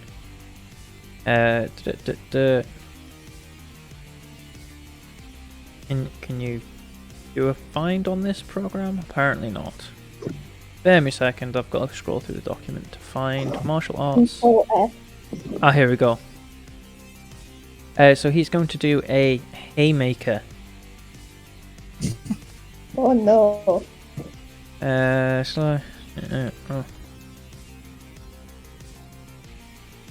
Your AC is 0. It does hit. So if I use your character sheet, and it does 1d6 plus that. Lawrence, if you could take 15 HP of damage, please. Nice. Can I also do the thing that anime characters do when they've been hit in the tummy and spit blood? You can indeed. No, you don't have the black lung. As the punch connects, you can almost see it coming out your back, and you go. Oh my Shinder. Everybody Yes, dodge that. Sekiro mechanics die twice. And the last guy, he's going to open fire with a burst of automatic aimed at you, Fate. Seeing as you shot the guy. I definitely meant to shoot that guy. Yeah. What's your AC again? 8%. Watch the recording and see why I'm chuckling. Oh. As- So rolled a 1. No. As he pulls the trigger, you just hear Yeah. the click of a hammer going forward and no rounds ejecting from the end of the barrel. And he stares in confusion, ditches the box magazine, and pulls another one and has to reload. Hang on, that sounds awfully familiar. What does? that remember what happened in the Call of Cthulhu one? Yeah. You did. Oh yeah. Oh yeah. Hey, he rolled 100. Fair enough. So Wow. he used up his ammunition. At which point it is Jabberwock's turn. I have my equipment. Your mic's still really crackly, by the way. What about now? Much better, thank you. Sorry, it was far away from my face. I'm gonna try and get it. You said it was this guy who was the Jabberwock, not the Jabberwock, the Garlixer. Yeah. I'm gonna charge him with my baton. What's your stamina? 12, isn't it? Yep. Yeah, so that wouldn't count as a charge, so you wouldn't get the bonus for charging. Yeah. But you would still be able to aim. So basically, you spend the 4 stamina to move up, 1 stamina to aim, and then whatever it is for your melee attack, Mm-hmm. and you'll get a plus 10 to hit. But you will be at -2 for his AC. Mm-hmm. I still have my crowbar out from getting the gate, so I'll use that. Yeah, if you want to use your crowbar, go ahead. That'd use your melee weapon skill. Okay. So melee weapon plus 8. Does it a D100 to hit?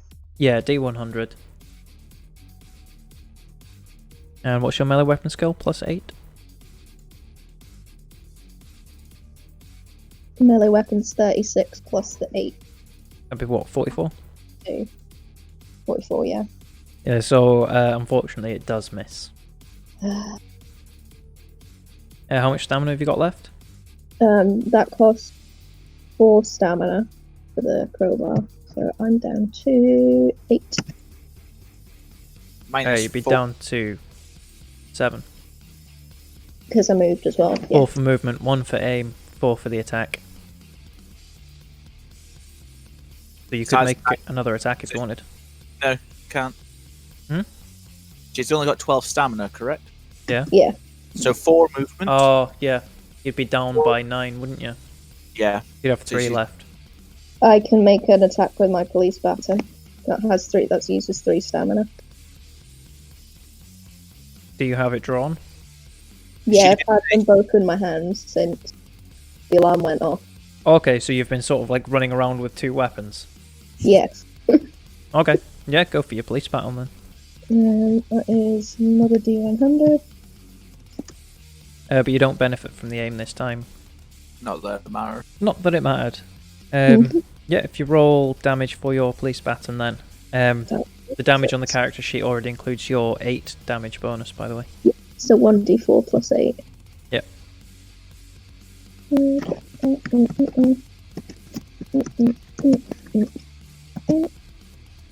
10. So you swing forward with the crowbar, sort of like trying to hook it into their shoulder, and they sort of move out the way, and you follow up with a club that sort of catches them under their chin. You can hear their jaw break, but they don't go down. Okay. And I Just have no. sorry, go on. No, I was just saying I have no stamina left. Yeah, that's fine. You've got... that's the end of the turn anyway, so you all recover your stamina. So whatever your recovery rate is, yeah, just add that to your current stamina. So I think you'd go up to like 7 or 8 or something, Gary. Yeah, I could go up to 8. I'm about 6. Jesus. Is that all Chuck? I don't know. I couldn't open Discord quick enough to find out where that was coming from, but that really hurt my ears. I'm Yeah. sorry. I Could you just stop trying to my eat your knees to one microphone? side and that pulls the wire. I'm not trying to eat my microphone. Fine, we've already had food. You don't need to eat more. I'm presuming capacity is how many shots I get per reload. Yeah, that's how much in a magazine. So Okay. each energy cell is a reload, effectively, for you. Okay, so my capacity was 12, so it's now 11. Yeah. Okay, I get you know. Okay, thanks. So now that you've all recovered your stamina, it is Lawrence's turn again. Spitting out the blood from my my beautiful face. I brandish my knuckle dusters and I go in for a swing with the guy who attacked me with martial arts. Yeah, the Garlixer who is wearing a business suit. Yes. Go for it. His AC is 2. Do you want to spend an AP to aim? Yes. Yeah, it gives you a plus 10 to hit. Delightful. So it's RD R 100 plus or whatever. Just Slash R 1D100. Or D100 if you're lazy. yes. What's your melee weapon skill? No, I was unarmed. Oh Unarmed yeah, with no, it's Knuckle dusters. Duster, so it is your unarmed, which I think is 38, and then you get plus... No, it's 40. Is it? Oh, Yeah, I'm like really good at hitting people. Plus nice. the 10. Oh, I saw Plus it is. 10. Yeah, I was thinking a melee weapon plus 10 was 38, so yeah. That is definitely a hit if you want to roll your d6 plus 4 damage, I think. Yeah. Slash. Oh, nope. Delete.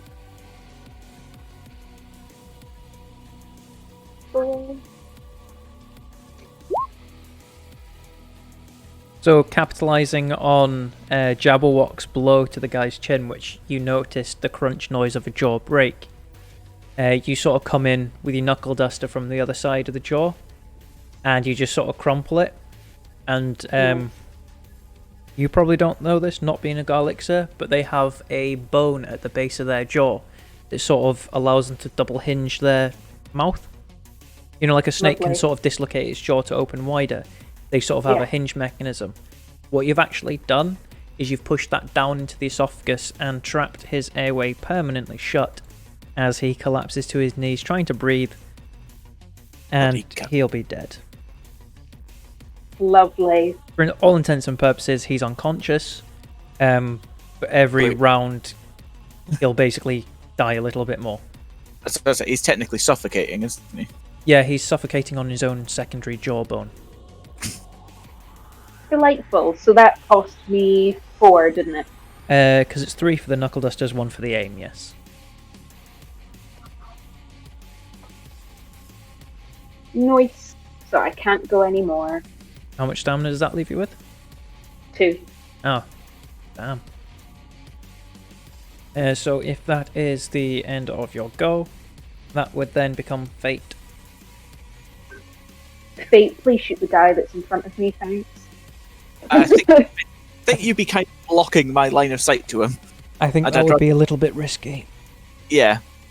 So I'm going to try and move a bit here to get a better line of shot sight at him because I don't want to be shooting Jabberwock. Yeah, if you're only moving sort of one square, because you're like kneeling in a firing position, you'd sort of be 2 stamina square. Yeah, that's fair. But if you're going to go like longer distance, it'd be 1 stamina to get up, 1 stamina per hex movement, and 1 stamina to go back down. Yeah. But you just kind of do a shuffle to the left. Yeah, finish shuffling. Yep. And then I'll aim and shoot at him. Yep, go ahead. You roll to hit. You'd be +8. Oh no, you'd be +18 for the shot, sorry, because half range. That's a hit. That Because is- my NG weapon is 35. Yeah, so even with no modifiers, that's a hit. Yeah. If you want to do your 4d6 plus something damage, 19. and you clip him in the shoulder, but it seems that this shot wasn't hot enough, so it hasn't actually cauterized the wound, and you see there's suddenly a spray coming from underneath his armpit as his artery is severed. And he is down. Okay. Although part of your brain does notice that clearly that was a malfunction of the weapon, because it should have cauterized wounds instantly. Yeah. But at the same time, you're not going to complain. At which point it is Mr. Duda, Mr. Tattooed Thug. I still have stamina, technically. Oh shit, yeah, yes you do, so. Because that's me down to... Because I technically have 1 stamina. Because it's what? 2 for the movement, 1 for the aim. How much is your last pistol? 1 for the aim. 5. 1 for the shoot. Your last pistol's 5 to shoot, is it? Yeah. Oh no, so I am on 0. Okay. I didn't think it was that high, I thought it was like 3 or 4. No, it's 5. So I am on 0, sorry. Knock it up. So yeah, it is Mr. Duda's turn. Right, here we go. He is going to try and club you. Nice. Now that he's actually unstrapped his weapon.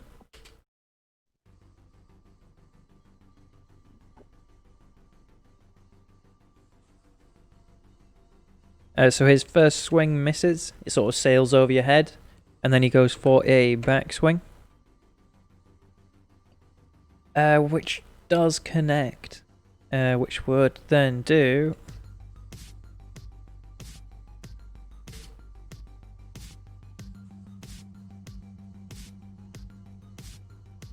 you take a further 3 points of damage. Oh, I wasn't liking that silence, I'm not gonna lie. Oh, it was just me typing, don't worry. Don't worry, it's not Stevie, so you're still alive. Shut up! So cruel, my god. And then he goes for one more swing, which unfortunately, he sort of, as he pulls the weapon back to like hit you again with it, he just kind of slips on his mate who's suffocating still, and he sort of just doesn't get to follow through with the attack. This guy's not had the best luck, has he? No. Yeah, they're kind of, they belong in the bargain bucket of terrorists, if I'm honest. Well, because they have just killed quite a lot of people. Yeah, they mowed down a bunch of civvies, but they don't have any But not concept the of ammo. important. Yeah, they don't have any concept of ammo conservation or tactics. They are just thugs. But it is the start of turn 3, so if you could all regenerate your stamina by your What recovery about rate, me? please. I didn't go. What? Can I? I didn't have a turn. Oh, That's no, true, you didn't. you didn't. It's Yeah, Jabberwock. It's Jabberwock. Yeah, sorry, that was my bad. That's what I you was get. about to say, excuse me. I would like to police baton this cat. No, yeah, police baton him, because that's fun. Yeah, so take off 1 stamina for your movement. A miss. Yeah, also, Chuck, could you do somewhat with that mic? What's wrong with? You're just rustling and crackling coming through. Quite loud. I'm not doing anything with it. I'm Yeah. not moving. Okay, try move it so it's not like in line with your mouth. It might just It's be not. okay. Just because it's really loud. That's all. But it's gone away now, so 1 stamina for the movement. Mhm.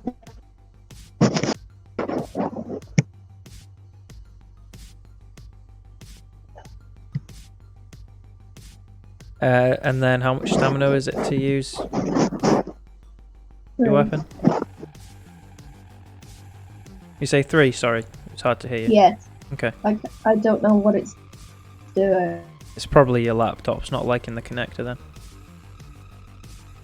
And that's a miss, so that would...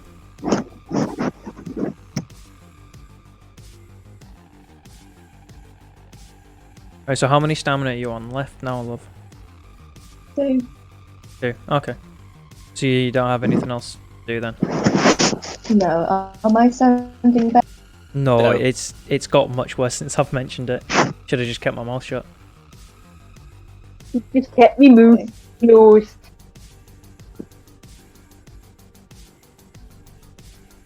So if you all want to regenerate your stamina now that the turn's done, and I haven't forgotten anyone this time.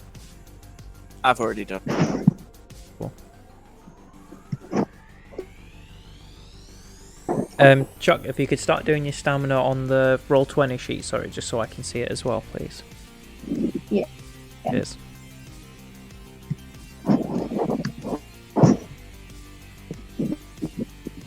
So start of the turn, it would be Lawrence.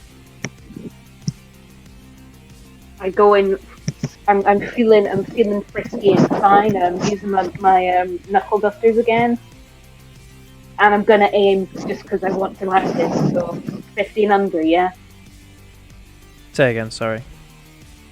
I'm going for my knuckle dusters again. So 50 and under, yeah, because I'm going into aim as well. It'd be 48 because he has an armor class of 2.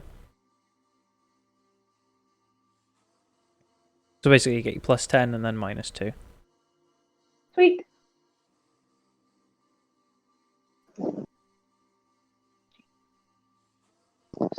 Hundred. Lovely. Right, let's go. Oh! I take it that's below your luck stat. Or resonance, sorry, I keep forgetting its actual name. Absolutely. So basically the way crits work in this is that they... Say again, sorry? Don't rain on anyone's parade, but that does say rolling 1d plus 100. Oh, bugger. Oh shit, doesn't matter, I'll do it again. Please roll another one. Which incidentally is interesting because it didn't add the 100. Yeah, I think it's because it kind of just shat itself and went, oh, there was a 1 at the start.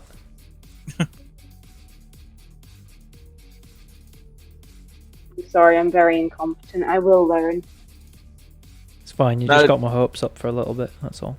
My fault for being a buzzkill. Shite bag. What's your luck stat? 4. Oh, bugger. That would have been great. That's not a crit then. But just so you know, the way crits work is they double the damage you roll. And there's a perk to add another 50% to that. Isn't that what Say again? I've got critical attack. Is that the thing that does it? No. That's plus 10% critical chance, but your attacks do 25% less damage after damage reduction. Okay. We've not been applying. The only person who has damage reduction out of you guys is Jabberwock. Because nobody has innate... Well, humans and Chio and Yakin don't have innate armor. Only the Jabberwock do. And you guys aren't equipped with armor that gives you damage reduction.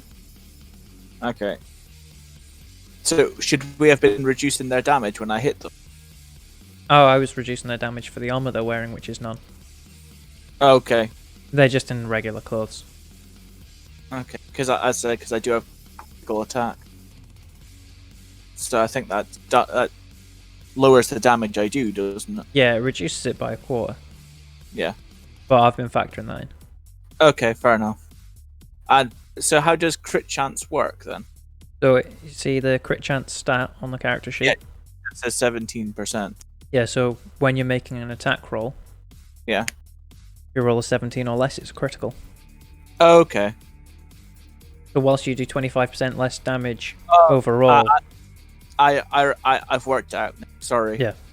It's because normally your crit chance is equal to your resonance, isn't it?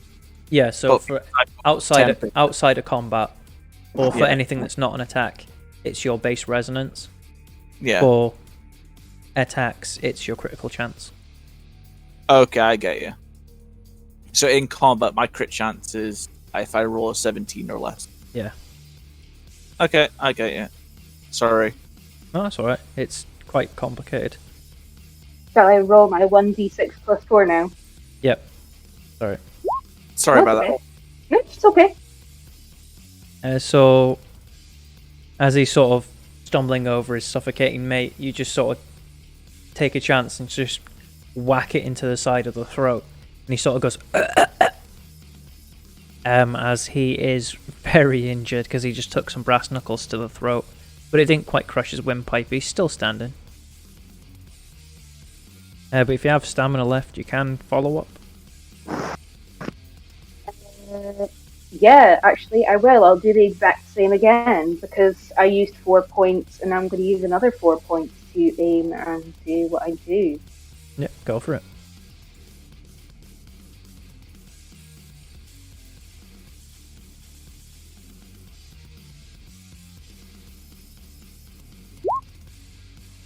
And that's another hit. If you could roll damage again, please. We love to see it.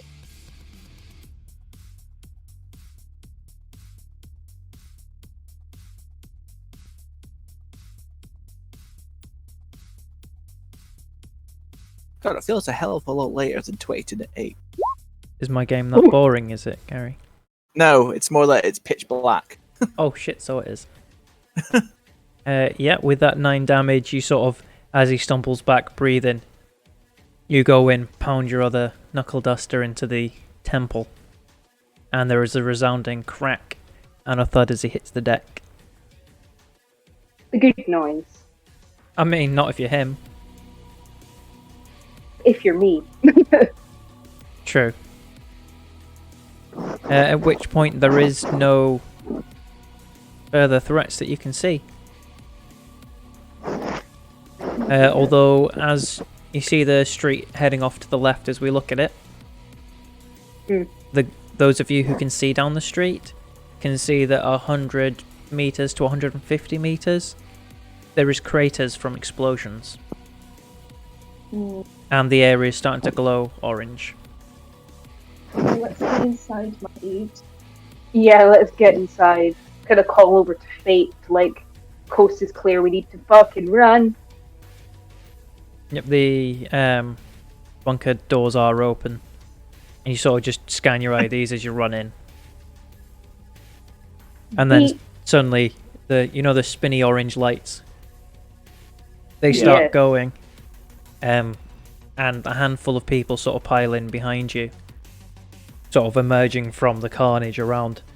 And the doors sort of close, and you can see that there's still people running towards it while the doors are closing, and they just sort of shut. And it does seem like there's just the tips of a finger dropped to the floor as the door finishes shutting. And what you imagine is a crunch of someone's hand. Because they just weren't fast enough. Speaking of crunchless, can I first aid you, my friend? Because you've got half health. First aid, you bitch. Do it. I don't think he needs to. I think we may be in here a while. I mean, you I do still have feel pretty- missile inbound, but okay. Sorry? I still feel pretty shitty. Please give me first aid. I don't want to be bleeding all over the place. Are you guys literally just staying the other side of the door, doing first aid? No. I think we should, before going, we should go down, because it's just the other side of the door. We should go into the bunker and then register. Yeah, what's around us? Is there like stairs down or something? So there's a further blast door further in, which is beginning to close. Let's go. Oh, running. Yeah. And sort of, the group of people are running through as well. Yeah, we're kind of swept up. So where's that on the map? Where are we going with that? You're going off the top of the map, if I'm honest. Okay. Nice. That was a combat map for the, combat. Is there anyone falling behind or anything like that? Not that you can see. I mean, you guys are pretty busy dealing with your own survival, if I'm honest. Fair enough. I don't need to eat any midgets. for the No, door, there's do there's fate, but I'm he seems to be not a bit- keeping up. But yeah, the secondary door's shut, and you find yourselves on a giant platform that just slowly starts descending into the ground. And as it starts descending, you start feeling impact after impact after impact hitting above you imagine on the surface. And you can see sort of vents of steam and rubble sort of coming from the top level and sort of showering little bits of rubble down on you as you descend further and further. It's sort of like on an angle, like a 45-degree angle. Hmm. You know, like Can the stereotypical anime elevator thing. What were you about to say, Gary?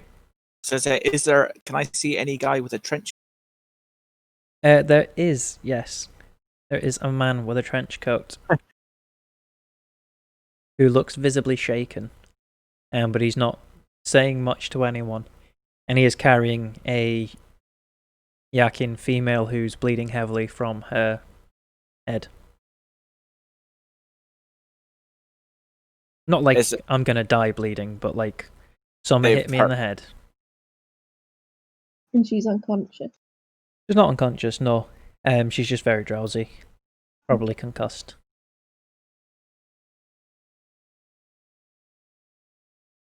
First aid them, shouldn't I? No, I think she's dealt with. I mean, probably wait till there's not rubble falling on you. Yes. Yeah. Wait till we get to the bottom, then we can help.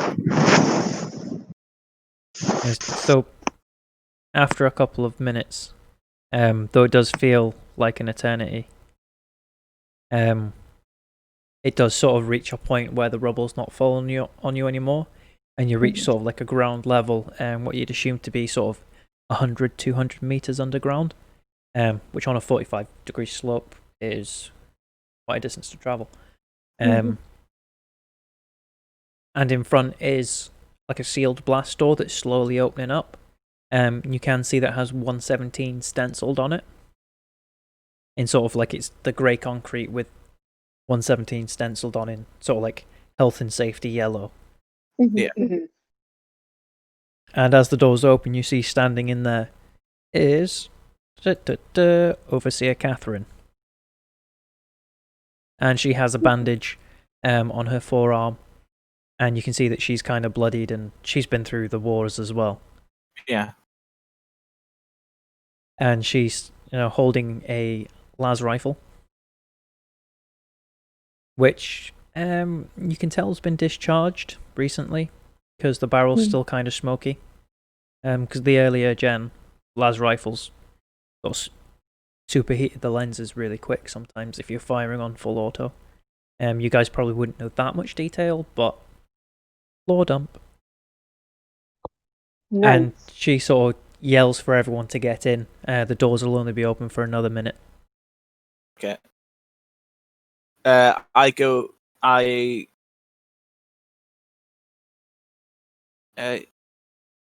Jabberwock, you can take Lawrence, can't you? So you could, I'll go and see. I'll wait and see if anybody is like struggling to get to the door. The only people who are really struggling is the gentleman in the trench coat who's kind of having to basically half carry this Yakin female. I'll go help him then. He'll sort of give you a nod of thanks, and you'll pull her in, and sort of 5-10 seconds later, the doors start their closing sequence. And then Overseer Catherine sort of pulls you all back sort of one room further, and you can see sort of after that blast door closes, and a large cylinder sort of descends from the roof, sort of horizontally. And it starts, you hear like a motor wind up, and it rotates a giant plate in front of the door as well. So then it's sort of forming a double seal. Yeah. And you hear sort of generators kick in and stuff like that, and the lights start coming on, and you find yourself in an environment that seems very at odds with the days you've had so far.